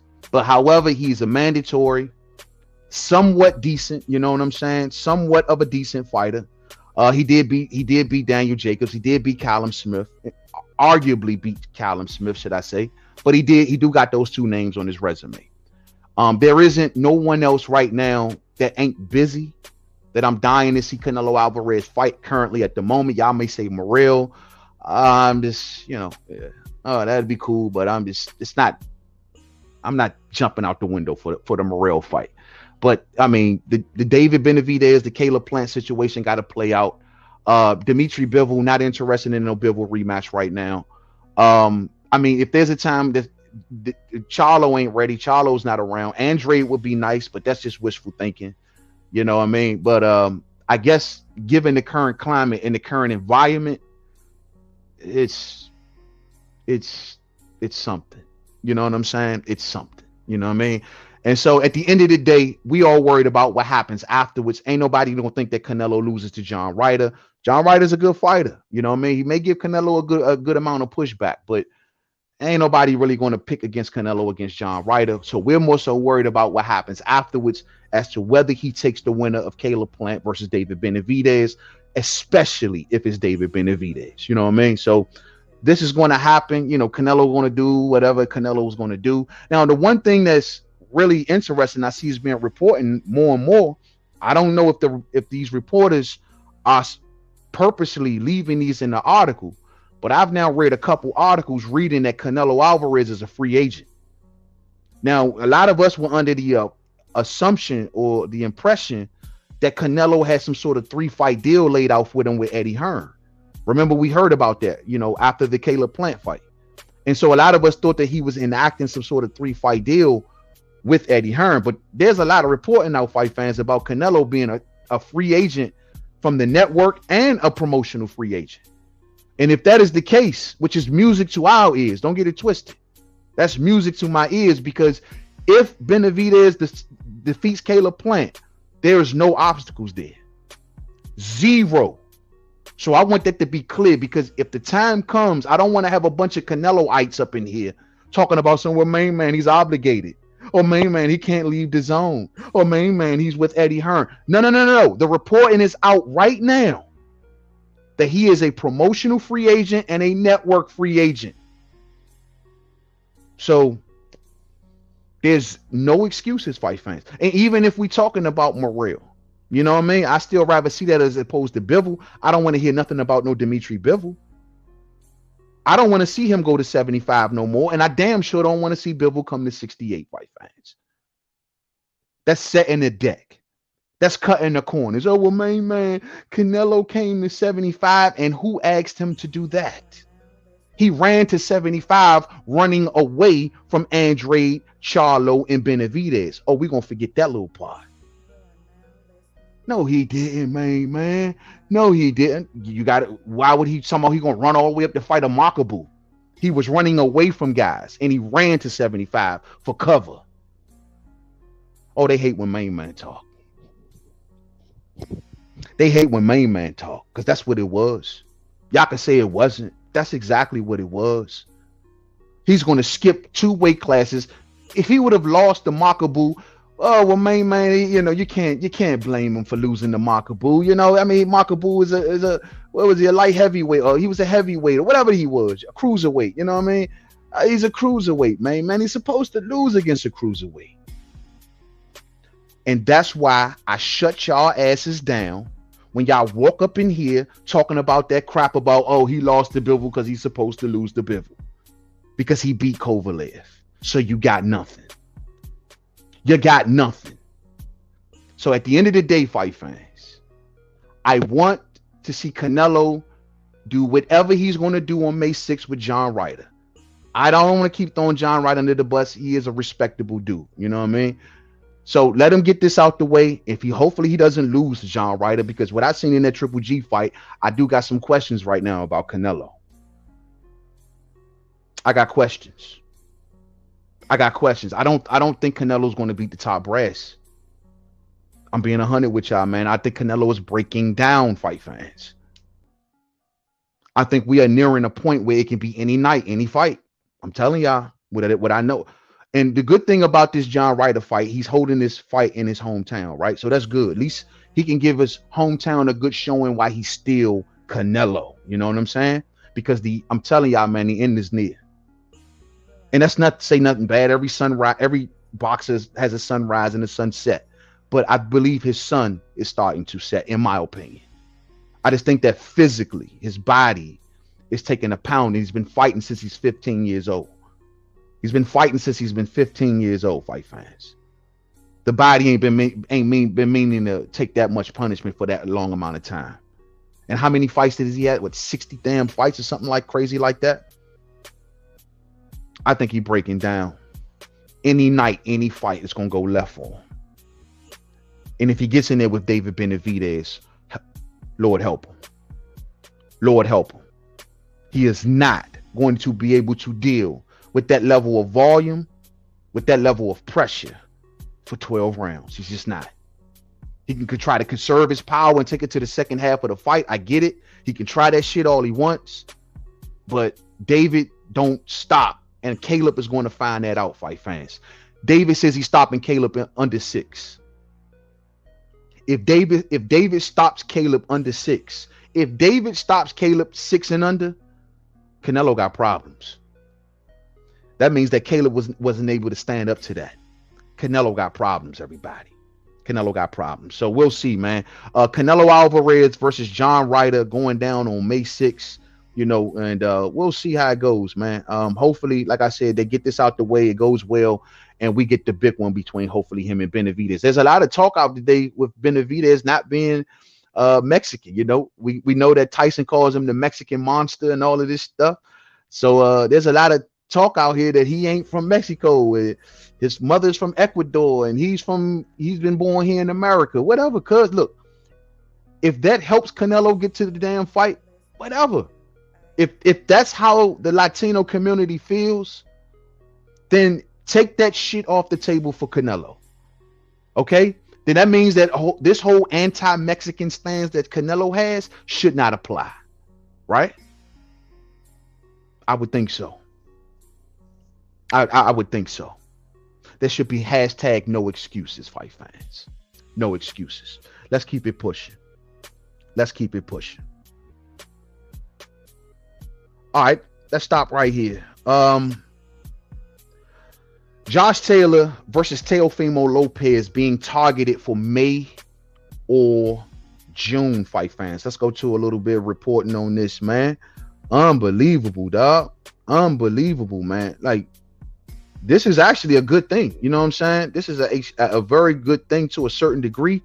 But like I told y'all earlier in the program, very interesting the way that they did a 360 about this, right? Very interesting. Ain't that right, Muhammad told? So let's read a little bit of reporting on this, right? It says that WBO lightweight welterweight champion Josh Taylor and the #1 contender Teofimo Lopez are reportedly close to a deal to meet on May 27th on the June 3rd at the 20,000 seat Easter Road in Edinburgh, Scotland. So they're going to Josh Taylor's backyard in Scotland. It says that Taylor had been planning on fighting a rematch with Jack Catterall for March the 4th, but the Scottish fighter ended up with a plantar fascia injury and had to scrap the fight. So now we joked about this, I believe, like a week ago, right? Because Josh Taylor was ringside at who fight was that? Who fight was that? I want to say that was Regis Prograves fight, right? But he was ringside recently at a fight, and him and Catterall had got into a ringside. And I noticed that Josh didn't have any crutches, he didn't have any canes, he didn't have like a big cast like wrapped around his foot. And I'm like, damn, bro, like at the very least you can do is like play with it. Like if you injured, we know how these injuries go. They injured, main man, and are they really injured or are they not? Because nowadays, if a fight ain't selling well, if a fight ain't trending well, the fighter will end up injured. Nowadays, if there's something else that happens that the outfit may want the fighter to do, the fighter pops up injured. You know what I mean? So that's the new way of getting out of fights, right? I was here ringing the alarms as loud as I can when we were going through the whole Ugas and Pacquiao situations. Like, y'all don't find this shit weird. Earl gets injured the same day that Ugas's opponent gets injured from the same damn injury. Y'all don't find it no sort of weird. No, that's not weird at all. Manny Pacquiao didn't have the switcheroo put on him. Manny Pacquiao didn't have the switcheroo put on him, right? Training for a southpaw and Errol Spence the whole time, only at the last minute to be thrown in there with Yordanis Ugas because of the injuries. These injuries are always funny to me, fight fans. So in this case, Josh gets injured. Now, Jack Catterall gave Josh a hell of a fight. I thought Josh won it. Say what y'all want. I thought Josh won it. But Josh gave Catterall gave Josh a hell of a fight. And now we're not getting that fight. Now, the question is, was it trending well? Maybe not out here. It wasn't trending well at all in America. No, it had no traction out here. No, but they've done also no promotion for it neither. So don't blame the boxing fan. Blame the promoter. I didn't see no commercials. I ain't seen jack crap about Josh Taylor. I ain't seen nothing about Jack Catterall. Nothing. So don't blame the American boxing fans for it not trending. Blame these damn promoters for being so cheap that they're not actually promoting. But the fact is, we ain't heard no noise about it. Now, I know Josh is huge in Scotland. I know he's huge in the UK. I'm sure that the European fans are heavily engaged with this whole situation. But over here, it ain't doing much. Now, all of a sudden, it gets scrapped due to the injury. And now we're talking about Teo. Now, on Teo's side, after the Sander Martin fight, I was all in the camp of Teo, take your time. I don't think there should be no rush. From what I seen from Teo, what I want him to do is get that punch acclimation down, get used to heavier punches, get used to the fact that you can't run through these dudes, get used to the fact that you can't put them away as easy as you used to do. He was the takeover at 35. Putting guys away like it was nothing, dropping guys like it was nothing. But up here, these dudes are a bit bigger, a bit tougher. And I would have preferred Teo to take his time and gradually kind of move up. I thought the Sander Martin fight was a great fight for him because it showed me that he ain't break down right here. As much as the public tried to make it like he was going crazy or he was breaking down right here. No, bro. He did not break down in the ring. He pushed through. He pushed forward. He found a way against a trickster. I would love to see I would love to see Haney. I would love to see Tank deal with what Sandor Martin brings to the table. A trap setter, a certified trap setter, not looking to stand in front of you and clutch, always looking to move and change the angles and keep the trap and keep a jab on you and looking to set you in traps. How do you break that man down and get him out of there? Because Mikey didn't do it. Because the great 4 division champion Mikey Garcia got broken down by this man. So when Teo have his little struggles with it, everybody, oh, he's this, he that, he did. No, he ain't. No, he ain't. What Teo did was use this muscle instead of this muscle. I'm going to say that one more time. What Teo did was use this muscle instead of this muscle, because this muscle would have gassed him out. This muscle would have had him tired, trying to please the crowd and please his daddy and go above and beyond. That's what this muscle, what he did was figured it out, fight fans. So I applaud Teofimo Lopez for his victory over Sandor Martin. But I thought that the power was questionable for me. And him getting nicked up the way he did was a bit questionable for me. And I want to see him get his feet wet a little bit more at 140. But they see a wounded duck here. They see a wounded duck here. Now, we know that these two has had some back and forth for a minute. They've been going back and forth for a minute, no question. Josh always laughed at Teo and said, Teo, you fighting on small fighters. And he was knocking Teo for not really being undisputed. Remember that? And so these two have had a little bit of bad history and bad blood for a minute. And I will admit, a fight between Teo and Josh is much bigger than Josh and Catterall, especially out here in America. And I know ESPN got to be thinking the same thing. This is going to be an interesting fight. If Josh is not 100%, he's going to have problems. Teo is going to sense blood in the water, and Teo going to go right at him. If that foot give out, if that back foot ain't clicking, if Josh can't switch angles, spinning on the ball of his feet, if we got problems there, that's going to be a problem for Josh fight fans. And I'm a Josh fan. But if Josh is playing possum, fight fans, and he's really not that hurt, and maybe he's just, should I say, boxer hurt. You know what I'm saying? Well, you're hurt, but you really ain't hurt. And he got out of that Catterall fight because he's boxer hurt. Well, if that's the case, fight fans, then if we got a healthy Josh, Teo, you got problems. And here's the funny thing about all of that. Do you really know that he's injured? Do you really know that his plantar? But then again, didn't they come out with something where the WBO asked for some proof for the Catterall fight? So he did provide some sort of proof that he is injured. But I'm just saying, one thing I also know about the fight game from covering it so many years, we got crooked doctors too. Just ask Luis Ortiz. I'm not going to do that story again. I'm not going to even talk about it. I don't even want to talk about it, fight fans. We got dirty doctors too. I'm just saying, fight fans. All of them got doctors on payrolls. PBC, Top Rank, Eddie, they all do. You know what I'm saying? They all got a doctor. So that don't really mean much. But all I'm just saying is that if Josh Taylor is 100% and he playing possum on Teo, and Teo think that he got a wounded duck in front of him, bruh, you bets to be 100. Because if I got two healthy fighters in there, I lean Josh. And I love Teo. But when I run it around in my computer, what I know that Josh can do, when I know that Josh goes above and beyond and he just don't stop, when Josh is a Scottie Pippen of boxing, meaning that he can do everything well. There's nothing that he can't do well. His defense can be tighter. And yes, he does sometimes get sucked into brawls. Yes, sometimes he does get sucked into unnecessary wars. But he's willing to go there each and every time.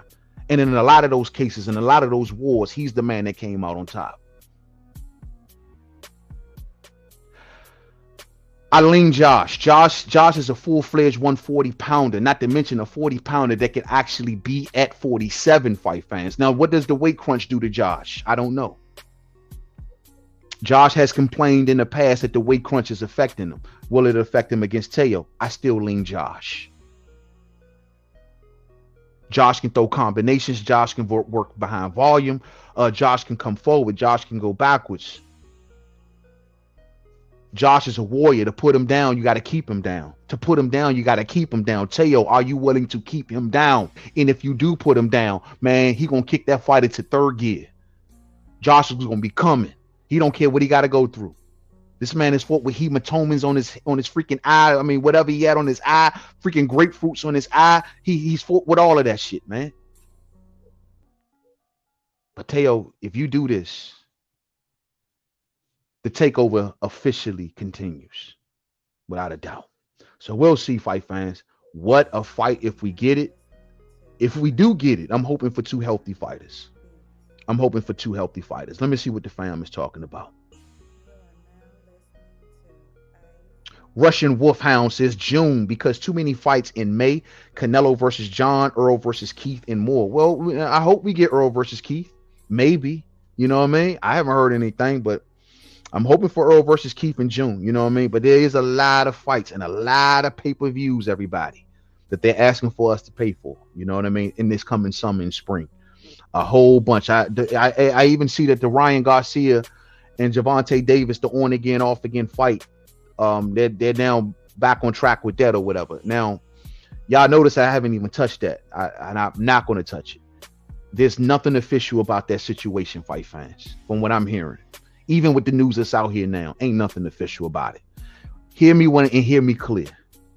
When you see this type of back and forth and negotiating in the public, that means something ain't getting done.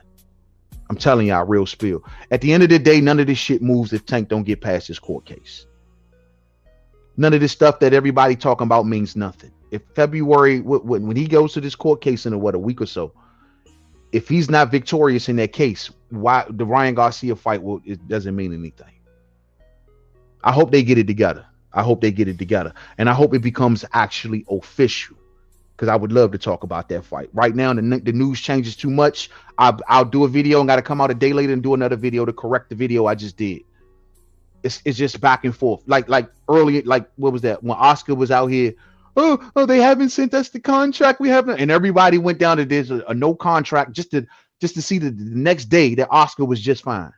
Nothing was even wrong for real. So I'm not playing that shit until we get a lockdown official, concrete something. I'm not playing this Twitter thing. I'm not doing this shit. Especially when Gary Antuanne Russell ain't getting his shot and the PBC is overlooking him for Rolly Romero and stuff.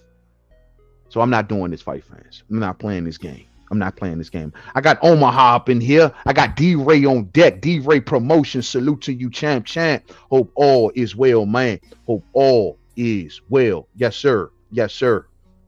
Yes, sir. Yeah. Hey, Two Will Slim PJ, another great show, fam. Thank you, man. Thank you. Much love to you, Two Will Slim, my G right there. And I love those words, homie. You already know. You already know. Damone says Jamal Charlo has become irrelevant in boxing. Damn.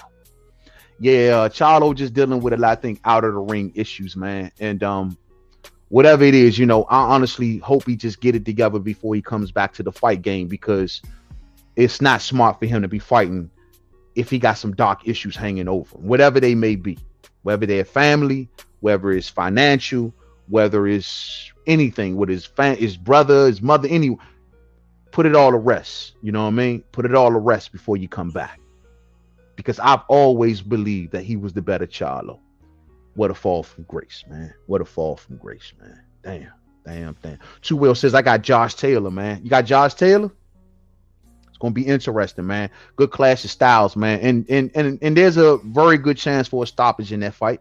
When I compute that fight, especially from Josh Taylor's side, I can see Josh Taylor stopping Teo. Could I see Teo stopping Josh? That's tough. That's tough. Not saying he can't. I'm just saying it's tough. It's tough. Only because I know the style that Josh does. Josh is a freaking hawk, dog. He's a hawk. When he comes forward, he comes forward with bad intentions. He's a hawk. So it's real tough, man. It's real tough. Two Will says he got Josh Taylor. Feel you on there, fam. I feel you on there. Let's push on, man. Let's push on. And we will definitely talk more about that fight fans, as we get a lot more closer. You know what I'm saying? But let's push on. Now for this right here, I'm going to stop the music for a second. Now, we're going to deal with this Anthony Joshua thing.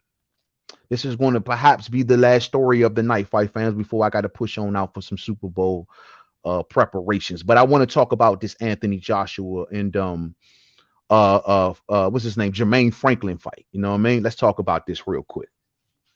So we know that they had their press conference this week, man. We know we're gonna get Anthony Joshua versus Jermaine Franklin in a tough scrap. I think it's going down on April the 1st. This is going to be an April Fool's fight. You know what I mean? But a very good fight, and I spelled Franklin's name wrong. Sorry about that, Franklin. But very good fight, man. This is going to be an interesting outcome. Now we all know, for those who don't know much about Jermaine Franklin, for those of us who do, we got our homework or our education about Jermaine Franklin from that Dillian White fight. And we know against Dillian White, you know, you may say, yo, main man, I think he won that fight. It was a real tough fight. Some believe that Jermaine Franklin got robbed against Dillian White.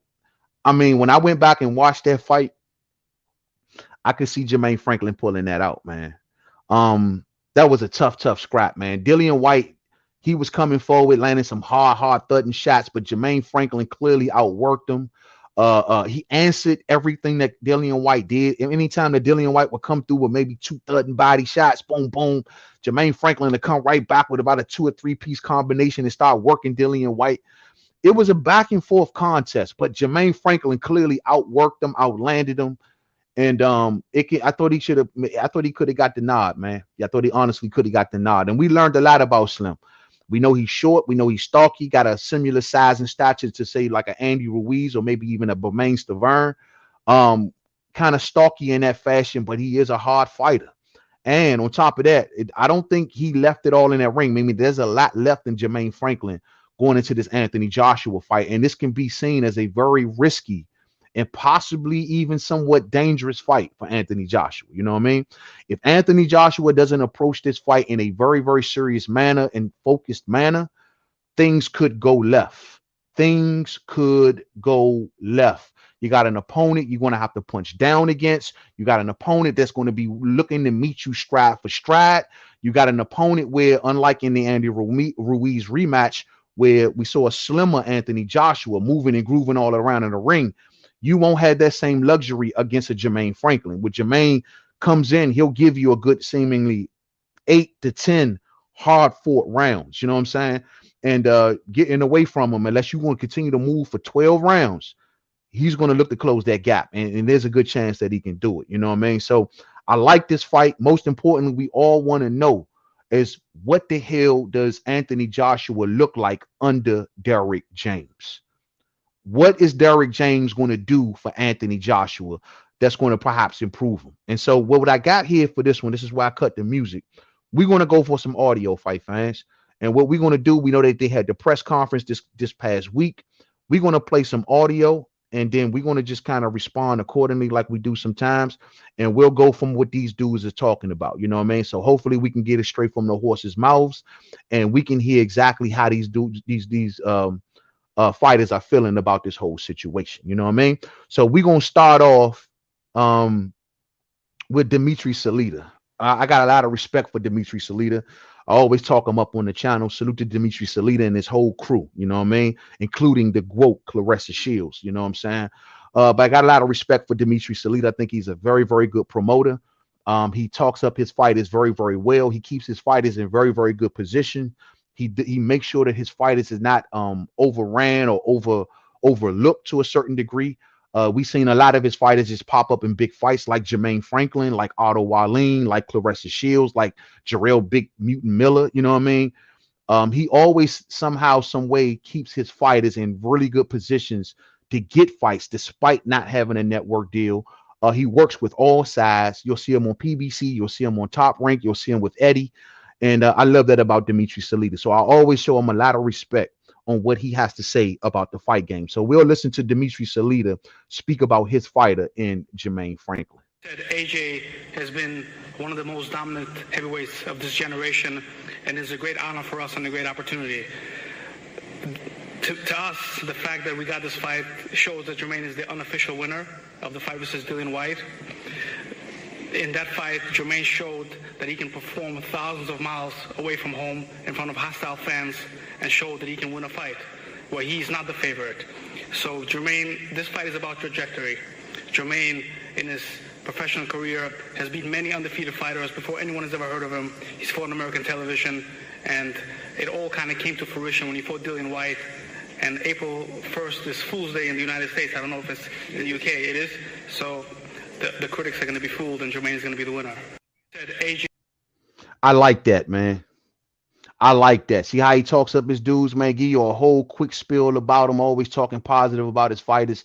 And you know, he brought something out just now that I thought is real noteworthy to talk about. The fact that Jermaine did go into the backyard of Dillian Whyte and give that kind of performance in front of a hostile crowd. And that speaks volumes, you know.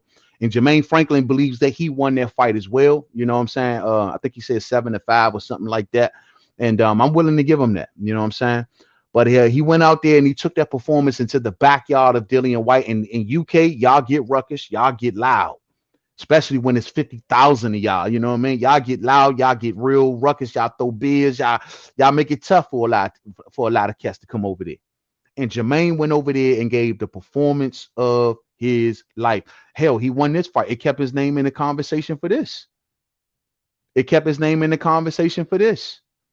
And it's clearly a way for Eddie Hearn to set up if he wants to go to Dillian Whyte after Jermaine Franklin, because we know that Dillian supposedly, allegedly beat Jermaine Franklin. Well, if he wanted to take AJ to Dillian Whyte next, well, it's kind of semi-baked with this, right? Because they both fought someone in common in recent times. So Eddie says he has a 3-fight plan for AJ, right? So I'm thinking that this Franklin fight, of course, he says Dillian Whyte. And it's supposed to be Deontay Wilder. That's what we all hoping, and not a switcheroo at the last minute towards Tyson Fury. But we'll wait and see. Let's keep on pushing. This is Dimitri Salita talking about Anthony Joshua. Heavyweights ever, and he's had his ups. Olympic gold medalist, amazing fight with Charles Martin when he won the title early. Vladimir Klitschko, an all-time classic. But then, if you look at AJ closely, his defenses after that fight, just a little bit, just missing just a little bit. And then June 1st, 2019, a fight that's forever ingrained in my mind. Different trainers, wins, losses. I believe that it is the perfect time for Jermaine, who has lots of similarities to Andy Ruiz. He's not the biggest heavyweight, great chin, power, volume puncher. When he gets hit, he's going to come back and get you. So I believe that we have all the ingredients to score heavyweights ever. And you know, so let me just say, it looked like Salita and Jermaine Franklin been watching a lot of that Andy Ruiz fight, and they basically using the size and stature of Andy Ruiz and saying that, look, that's why we've been looking at that fight and we seen how things went left in that fight. And if you also listen to Salita in that recent audio, what he's describing is a declining Anthony Joshua. What he felt like Anthony Joshua year by year is basically getting worse. He's digressing. He's saying he remembered him from the Olympics and he was this, and then he went through that Klitschko, he was that, then he got to Andy Ruiz in 2019, and he started to notice that the defense was having some problems and this, that, and he was describing a declining in Anthony Joshua. And I think a lot of that has become from, honestly, it all goes back, and I hate to say this, but it all goes back to the beginning of Anthony Joshua and how he was sold to the public. And he was sold to the public as this top-notch guy, this destroyer. I mean, he's shadow boxing on the top of skyscrapers and helipads and shit. He's in Dubai having, you know, on top of hotel rooftops and sparring and stuff. Like they hyped him to be this unstoppable force. And he honestly was never really quite that. And a lot of the UK fans are starting to kind of see that now. But a lot of us over here was already telling y'all that. What he was a carefully crafted fighter where they crafted his opposition. And it almost went left in the Klitschko fight. Like he wasn't supposed to struggle against, get put on his ass by a Klitschko that old and also had already been defeated by Tyson Fury. You know what I mean? We saw cracks in his armor then. We saw him how he needed to be fed information constantly in order to succeed. And the only ones that he can kind of take advantage of were the ones that he was a bit more physically gifted against, bigger, stronger. You know what I mean? But whenever a certain fighter would get in there and test certain things, that you're going to see those cracks. His stamina, we knew all of that muscle was nothing but just muscle. That's all it was. And the second he goes beyond 5 or 6 rounds, he's going to start struggling. The second he gets in there with mobile guys or someone that's going to put him in a situation where he can't think straight, he's going to struggle. When Andy Ruiz hit him with the punch from the guards, his information got through around and he could not compute. He couldn't process. He couldn't receive the information from his trainers. He literally asked his trainer, why am I feeling this way? Like, give me the answer. Tell me, why am I feeling this way? I'm waiting on your answer. He's always been that guy. He's always been the guy who needed to be fed information. That's why the constant trainer changes. That's why the constant things to avoid certain oppositions. They helped build him. They attempted to build his name here in America using Deontay Wilder. Y'all didn't see it out there in the UK. See, Eddie already has the UK fans in his had at one time the UK fans in his back pocket. What he couldn't do is get him off the ground here in America. So he attached him to Deontay Wilder. Y'all not hearing me. The whole time that Anthony Joshua was fighting over here on Showtime for 6 straight fights, the same network that Deontay Wilder was on. We never got that fight, but they were always teasing us with it. And we never, in the first chance we had to get it, he ran over to Sky Sports. It was all a game. It was all a con, fight fans.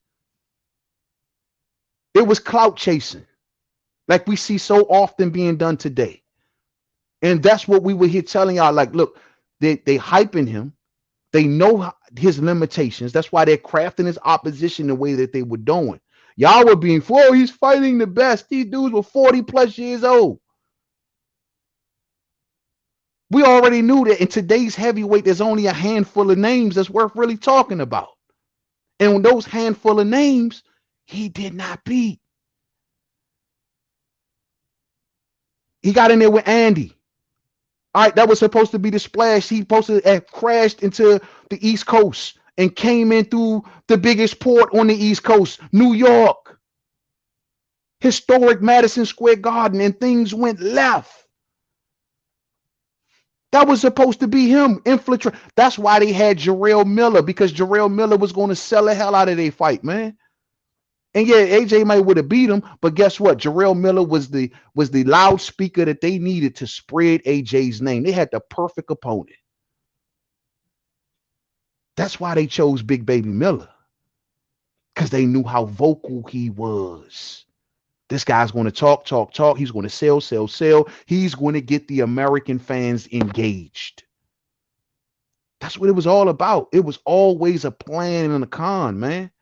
That was what it was all about. And they were planning on trying to splash in here into the good old US of A without going through Deontay Wilder. Even when Wilder was between fights with Fury, they want to come out of the woo. Oh, we'll fight Deontay. It was all clout chasing to build the man. And it's very unfortunate, but that's what it was. And so when people wonder how good is he digressing? He's just getting worse. The question is, how good was he from the jump?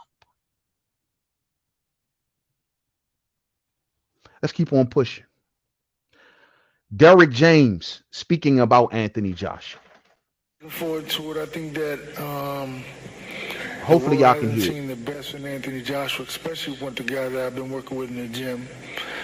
And I know that Jermaine Franklin's a really good fighter, so I take it very serious, and I know Anthony's taking it very serious. And so, you know, he has a lot to prove, and I think that he will be, you know, he'll be the guy he's supposed to be out there the night of the fight. Obviously. Looking forward to it. You know, the one word that Derrick kept saying, and another word that AJ kept saying is serious. Derrick says he's serious about this. He's very, very serious. If you look at the demeanor of Anthony Joshua, he's acting in a serious demeanor. And when they question Anthony Joshua, he's saying, I'm taking this very, very seriously. You know what I mean?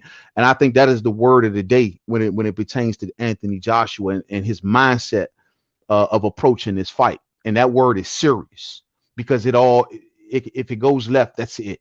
It's over. It's over. Eddie can't save him. Eddie cannot rebuild that house. Does he have a avenue right now to rebuild it? Sure. But it takes for Anthony Joshua to continue to win and to look impressive doing it. So, I mean, they have to take this serious, because the whole economy of Anthony Joshua depends on it. How you like that shit, fight fans? The whole economy of Anthony Joshua depends on this fight. So he must take this seriously. Now, Derrick James did not give much into the game plan, as they shouldn't. You know, man, glad he, Derrick James is a trainer's trainer. So Derrick knows for all he's really tight-lipped when it comes to stuff like game plans and giving anything away. He's very, very tight-lipped. And I also see that Anthony Joshua is following in that same kind of example. If you notice with Joshua, he's not talking much about game plan. He's not talking so much good. That's what you should have been doing. And a lot of you UK fighters out there, you'll take a page out of this and you need to wise up. I'm so sick of, I be listening to some of y'all to be in their press conference. Yes, I know that he has a great jab, and I know that he likes to move a lot. So what I plan on doing is just pressing him. I'm going to press him and I'm going to hit his body. And I'd be like, damn, a lot of these cats be just giving away game plans like it ain't nothing.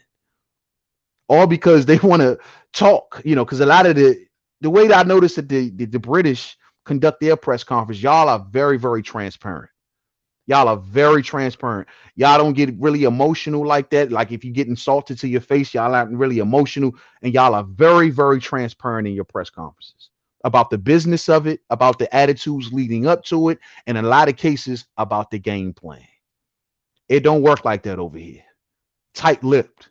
You keep it together. You keep it close to the chest. You can talk your talk. You can talk your shh. But at the end of the day, you keep anything about game plan, how good your jab, what you've been working on, that shit got to be G14 classified. G14 classified, fight fans. And that is something I noticed that with Joshua, that serious demeanor, the tight-lippedness, that's something he's clearly picking up from Derrick James. And Derrick James got him under the orders. Don't you say nothing. I mean, nothing. Don't tell them what we looking like. Don't tell them our progress. Don't tell them how far we got. They've only been working together for 3 months, fight fans. Just 3. Just 3. Derrick James continued, and I want to give a heads up to Doesn't Really Matter in the comments. He says, yo, man, Derrick better improve Josh's stamina, but can he give him heart? Man, bingo. That's why I kept that right there. Bingo. You can train everything in the world, right? The jab, the hand speed, the foot speed, the IQ, all of these things can be worked on. Drills. But you cannot train a heart. You can't train a heart. The only way you want to get a heart, you either got to have that shit in you, or you going to go see the wizard.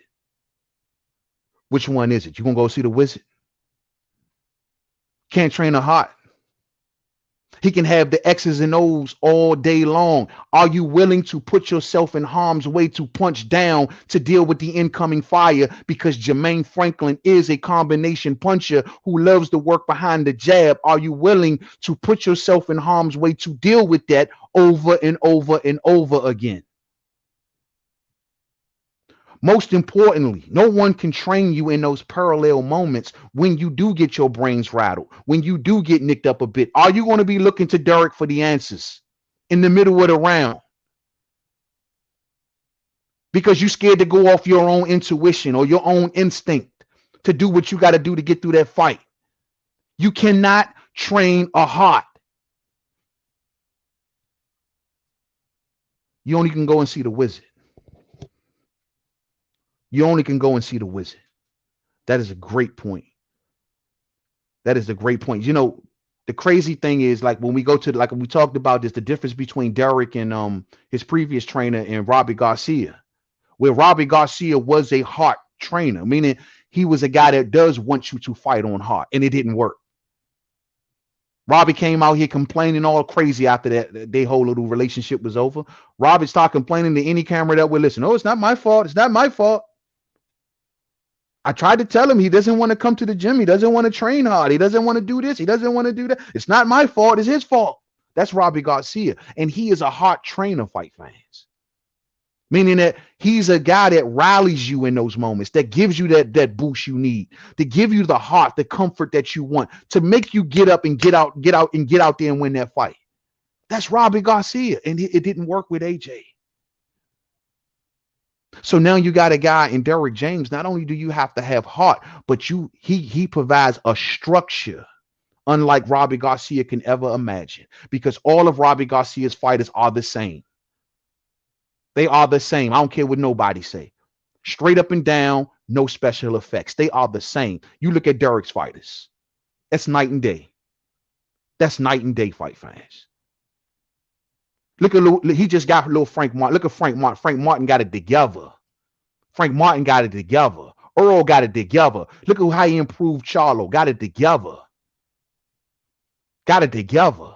A whole structure, a system, fight fans. Robbie couldn't provide that, I will admit. And I was telling everybody that from the jump. Robert is not a game plan maker. Robert is not the guy that's going to tell AJ what to do. I mean, or give him the ABC breadcrumb that leads to success. That ain't what Robert is about. Robert is about rallying your ass and finding you in certain moments. He's done it for years for guys like Madonna and Ortiz and all of those fighters that he had. He rallied those fighters to win those fights. And it didn't work for AJ. So the question about heart, well, that springs out heavy. Now let's listen to some more audio. Let's listen. But the word serious is definitely the word of the day. Another audio of Derrick James talking about Anthony Joshua. I think that he's been great. I won't talk about what I'm most impressed with, because, I mean, you know, that's a giveaway. But he's a great fighter, man. Great athleticism, great foot movement, great and very intellectual, first and foremost. I think that he understands the sport and understands what I'm asking him to do. But his hand speed is great, and I'm very interested and can't wait to keep going. I think that he's been great. Now he gave a little bit of insight. He said that the hand speed is great and everything is just, you know, looking great or whatever. But that's about as much as he kind of went into, you know. And as you can clearly hear at the top of this audio, he was like, hey, I'm not going to give away but so much. And that was due to the fact of Eddie Hearn asking him at the press conference, like, what are you impressed with from Anthony Joshua? Like, what are some of the things that he does that you didn't know that he does so well? Well, that's a way to kind of get a piece of the game plan out of Derrick James. And Derrick James is like, damn that I'm not giving you nothing. What part of tight lip don't you understand? And like I said, you can see that same demeanor oozing all out of the pores of Anthony Joshua. I like that, fight fans. I like that. AJ, Anthony Joshua, in his own words on how he views Jermaine Franklin. That's locked in. It's a serious fight. Good opponent. I respect all my opponents. So if he had the belt style, I'll take him the same way. And if he doesn't have the belt style, I've got to take him the same way. I've got to give the man his respect because he's coming to fight. And that'll make me keep my feet on the ground and take him seriously. That's locked in. It's a serious fight. I like that. I like that. I told y'all. That is the word of the day. Beautiful mindset from Anthony Joshua. Not overlooking this dude. He's fully aware of the type of fight that Jermaine Franklin gave to Dillian White. Not overlooking this guy. Jermaine Franklin has a lot of dangerous tools in his tool bag, fight fans. I've now went back and watched a few fights of him. Dangerous tools in his tool bag, not to be overlooked and not to be slept on. You know, everybody get their moment when they arrive. You can always sit back and say, oh, he ain't fought no one. He ain't did this up until a certain point. But everybody gets their moment to arrive. And Jermaine had it stolen from him to a certain degree against Dillian. But he still believed that his moment to arrive is now. And who was the more better name to arrive on than Anthony Joshua? So Anthony Joshua knows he's taking him serious. He knows the type of threat that this guy got. He's a combination puncher. He's a hard puncher. He's a good body puncher. He's a good body puncher. I am impressed with his stamina to a certain degree. You go back to that Dillian White fight, he didn't start huffing and puffing until like damn near the championship rounds. And he was putting a lot of punches out there, fight fans. So at the end of the day, this man is a certified threat. He's coming together. He's coming with a good mindset. I like Anthony Joshua's mindset. Take the man serious. You know what I mean? Do not overlook him. You respect this man because he can take everything from you right now. And he can send you on your merry little way. And you can become a real estate agent, or I don't know, you can be a greeter, whatever you're going to do. You know what I mean? But it ain't going to be in the sport of boxing. And Jermaine Franklin can make that happen. So you take this man very, very seriously. AJ on the changes. The jungle, do you know what I mean? But at the same time, you have to adapt and understand that it's a sweet science where it's about hitting and not getting hit as well. So that's probably where you might have seen a different change in the way I try and approach certain fights.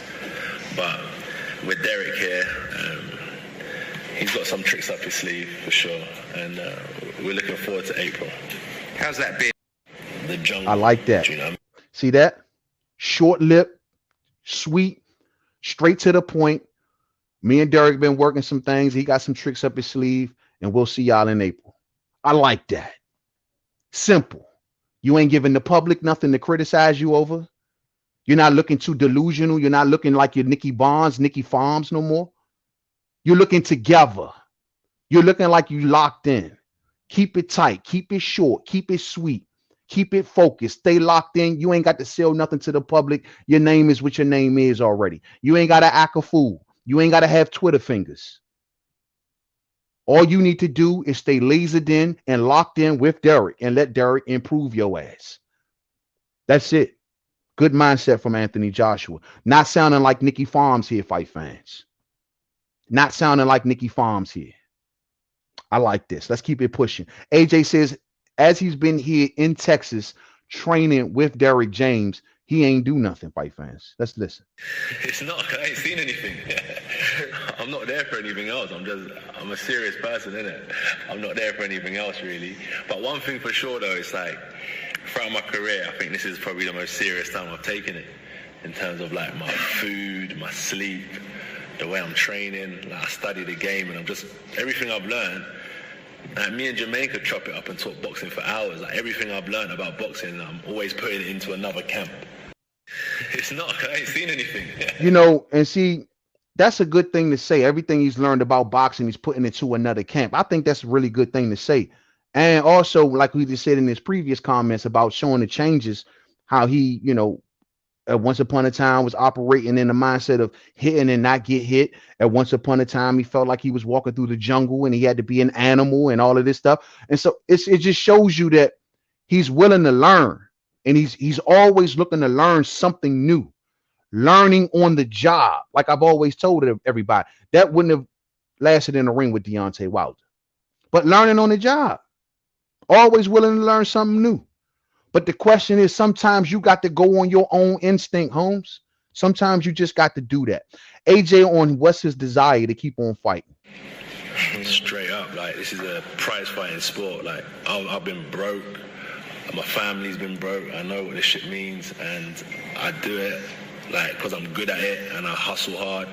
And when it's all said and done, no one will care about me no more. So I've got to make the most of it while I'm here. And you still in. Now, I know a lot of people may say, well, man, I can't believe he says he's only fighting for money. He's only fighting for money. Well, what the hell, man? The man has touched damn near every belt in the sport of boxing. He's missing one. He was never undisputed.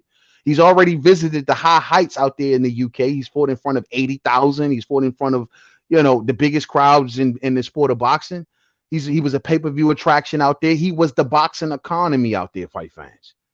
And so at the end of the day, he may feel like, look, when I was putting myself through that, the pressure of having to continuously be this guy, be this clean-cut guy, and be this example, and I gotta walk a certain way and talk a certain way. I have to be this indestructible force. He's been that guy for years chasing belts.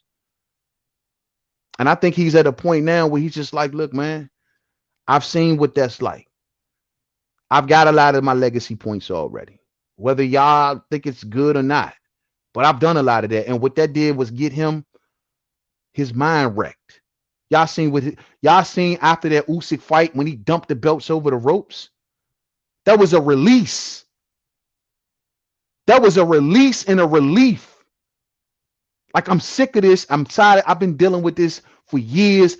Take this shit. I'm done with these damn things. And since he's let them things go, guess what? He probably been living a much peaceful life. So now he says that my motivation is money. I don't think I can blame him. I don't think I can blame him. I know one thing. If your motivation is money, then that should steer you right into that big money fight with Deontay Wilder. Because there ain't no belts on the line, right? It's a money fight.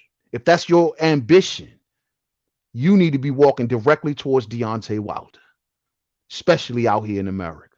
Real spill. Don't make the same mistake twice. And don't let Hearn make you make the same mistake twice. Go after your legacy, man. You know what I'm saying? Go after your legacy. Let's see here. So AJ on his desire and heart. People are questioning his desire and his heart for the fight game.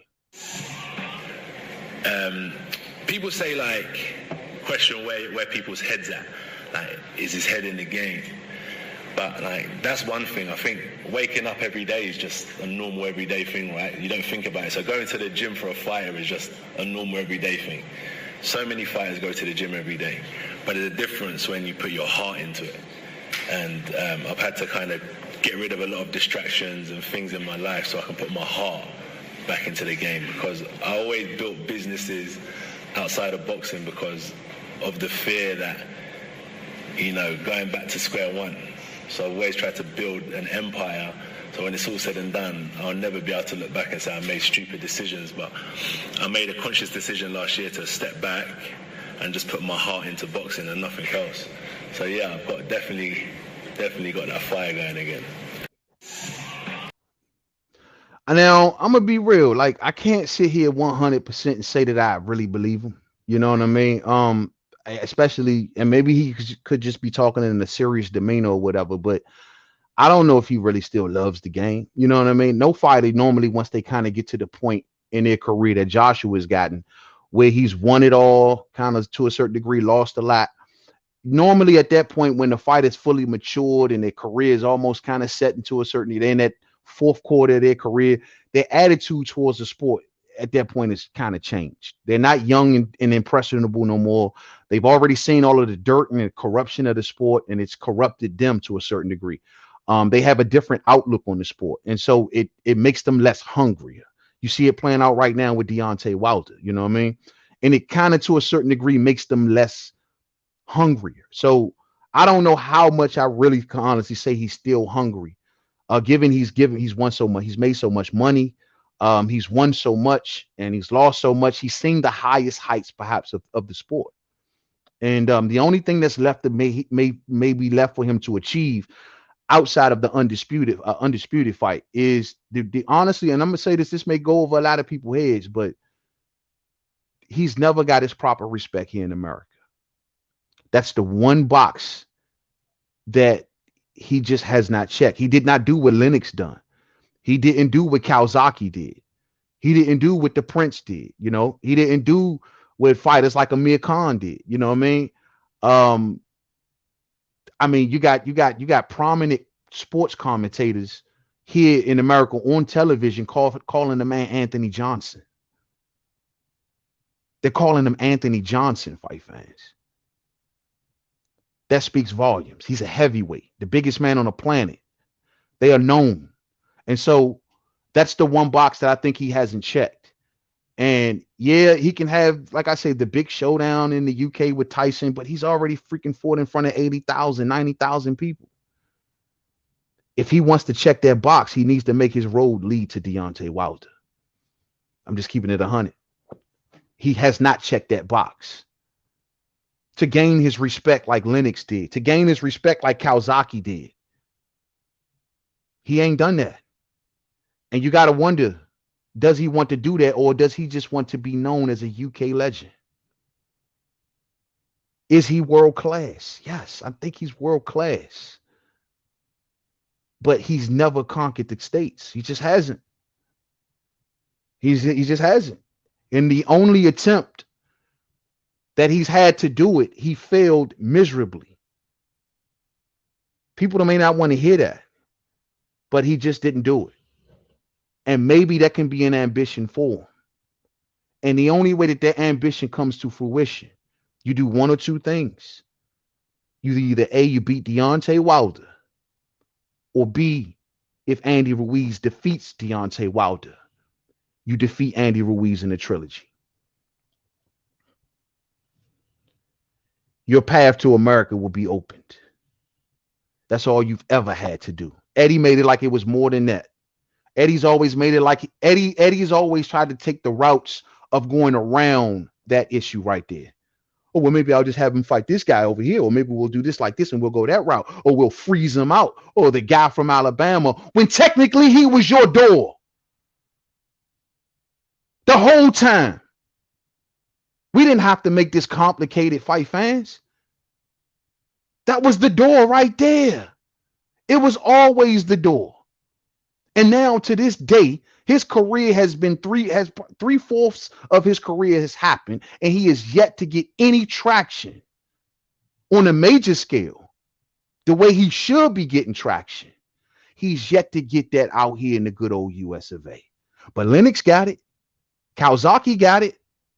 The Prince got it. Hell, Frank Bruno to a certain degree even got it.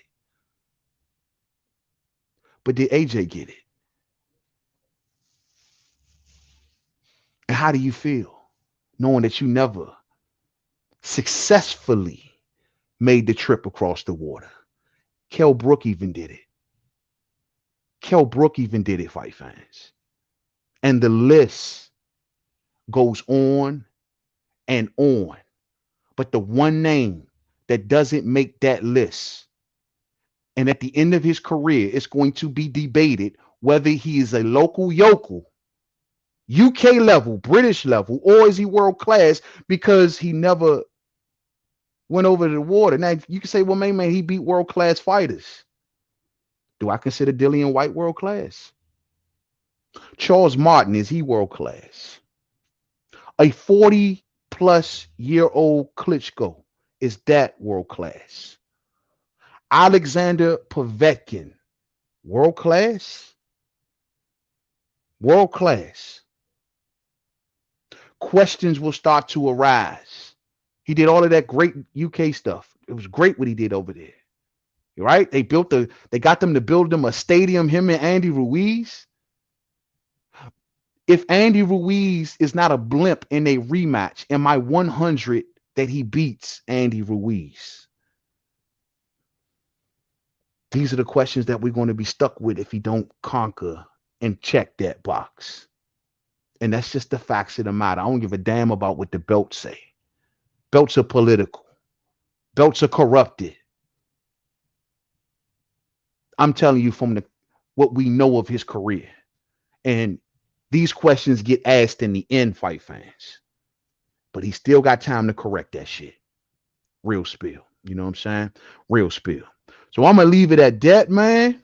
I'm going to take in some comments, fight fans, and I'm going to get ready to get on up out of here to catch as much of the Super Bowl that I can possibly catch, man. But at the end of the day, fight fans, I hope he checks that box, man.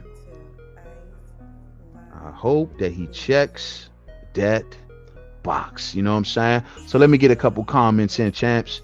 Let me see what the fam talking about, man. And we're going to get on up out of here. You know what I'm saying? I want to say thank you all for those who hung out with the homie for the entire stream.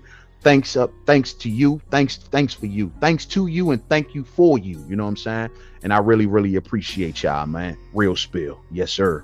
Bole, what's up, man? What's up with you? I see you, Bole. Salute to you. Salute to you. Hey, Lala D says she leans Josh. She's leaning Josh for the Josh Taylor and Teo fight. Yeah, I lean Josh too, sis. I lean Josh too. It's going to be, I just can't see, especially at 100%. If he's healthy, it's hard for me to see Teo beating Josh. There's a route, and when we get closer to the fight, we'll definitely chop it up a little more about the styles or whatever, but tough route. Very, very tough route. Very, very tough route. You know what I'm saying?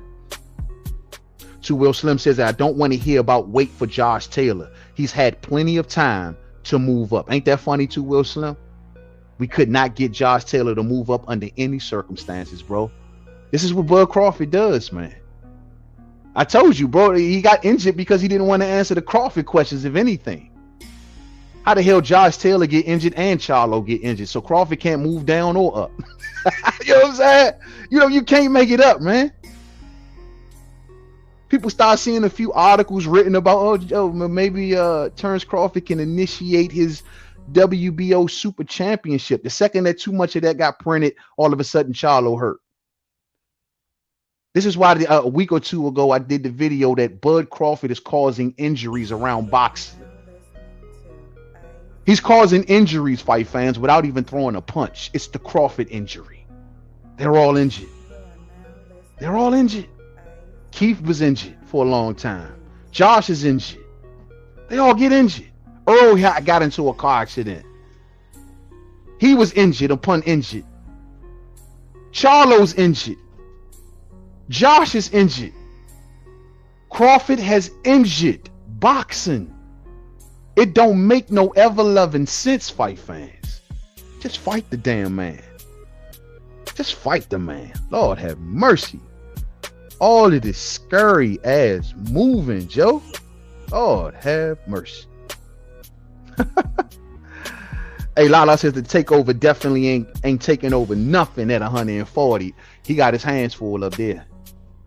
He got his hands full up there between Regis, between Gary Antuanne, between Josh. Shorty. It's going to be tough. Devin on the way, right? Devin is on the way. It didn't make the show tonight, fight fans, unfortunately, but I did want to chop it up with about the Haney and B-Hop situation. I guess we'll get to that in maybe tomorrow. But I wanted to chop it up about that Haney and B-Hop situation. I got a lot to say about that, but I'll save that. You know what I mean? But yeah, it's a tough road up there. Tough road. Two Will Slim says that they don't even promote the Spence and Key fight. Big facts. Do they have any money to promote it?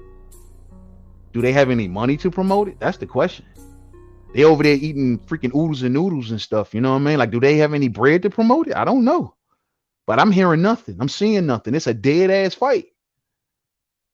It's a dead ass fight. Maybe they don't know if neither man is. I don't know. I just don't know. It's weird. It's the weirdest fight. It's an unprecedented fight. It's weird. We're all supposed to forget how weird that fight is, fight fans. It's weird. It's super weird. You know what I mean? Muhammad Ali, what up, man? Champ, it comes so natural to you to rip AJ. He's been getting a lot of stick of late, even here in the UK. I hope he comes back stronger, but I'm not holding my breath. No, hey, see, Muhammad Ali, I'm not ripping him. I'm really not ripping him, man. I'm hoping that he wins because I want that.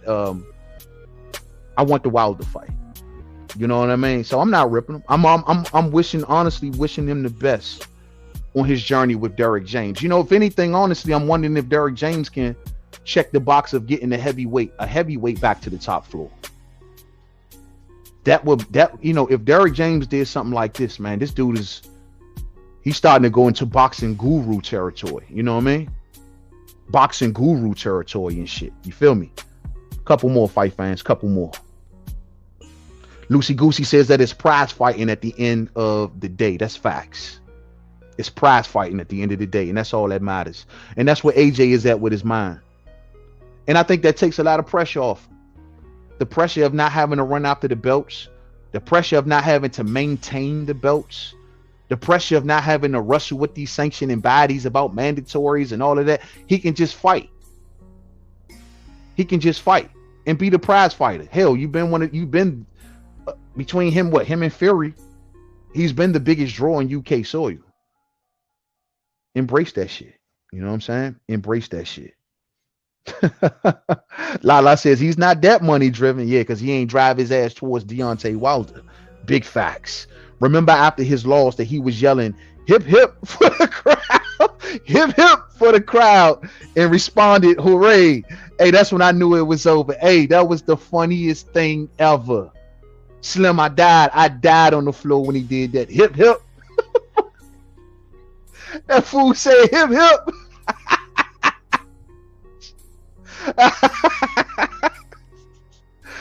Hey, Slim, he was out of his mind, man. That's hey look, that was the sign of him releasing all of that pressure, man. He was under it for years. He just had a straight up breakdown. Like he just that fool said hip hip. Oh no. La, you are wrong on so many levels. Lord have mercy, Lord have mercy. His UK troll fans didn't help. No, they didn't. We was trying to school them. They were just trying to take up for their guy. You know, we was trying to school them the whole time. We saw it the whole time. But ain't nobody want to pay it no attention. Lucy says, Josh is just not that dog. His heart is in making the money off of his skills. He's not a warrior. No disrespect. He doesn't live for fighting, in my opinion. Nothing wrong with that, though. It's just, like I said before, man, it's just about, I think, pressure. Hearn put a lot of pressure on him, Joe. Hearn put a lot of pressure on his back. You know what I mean? And Hearn treated him like his an ATM machine. I hate to say this, but AJ was to Hearn what Elvis was to Colonel Parker. And on that note, fight fans, the show ends. Much love to you all. I want to say thank you all once again for everyone, fight fans, that hung up in there and kicked it with the homie today, man. This has been our weekly wrap up for our weekly show of We Talking Boxing Live. For those who may have seen me for the first time, I'm here every Sunday and normally on Thursdays. Thursdays and Sundays are the days that we do this show called We Talking Boxing Live. Normally throughout the week, whenever we do a live stream, it's normally about a one topic show or something, whatever's going on for that day. Whenever we do We Talking Boxing Live, we normally do a weekly wrap up of everything that went down. I left off a couple stories mainly because of the time, fight fans. I also left off the Tony Harrison versus Tim Tszyu lack of skills conversation. We'll have that conversation perhaps in a future live stream of Tony Harrison believed that Tim Tszyu ain't got no skills, fight fans. Tony Harrison better watch it, because the rough and tough style is exactly what gives you problems. He may not have no skills. He may can't hang with you punch for punch. And I'm leaning Tony. Don't get it twisted. I'm leaning Tony and I'm pulling for Tony. But I'm not stupid enough to not realize that a tough guy is exactly the guy that normally beats you. I'm just saying, fight fans. I see y'all later, man. Enjoy tonight's game. Enjoy the Super Bowl. Let's hope Rihanna turn it all the way out. You know what I'm saying? Real spill. Thumbs up on the way out. If you did not hit it on the way in, share, and rock those bills, man. I catch up with y'all in the next live stream, fight fans. Much love to you all, man. Be blessed out there. Protect yourselves. Protect your family. Remember that the devil is everywhere. Omnipresent everywhere at the same time. He wants you ruined, sad, depressed. He wants you to not watch Mainman Mademan. You know what I'm saying? We ain't going like that. You be strong, you be more than a conqueror, and you go out there, most importantly, and you be great. I'll be checking up on y'all. Y'all be good. To the next video, man. Peace out.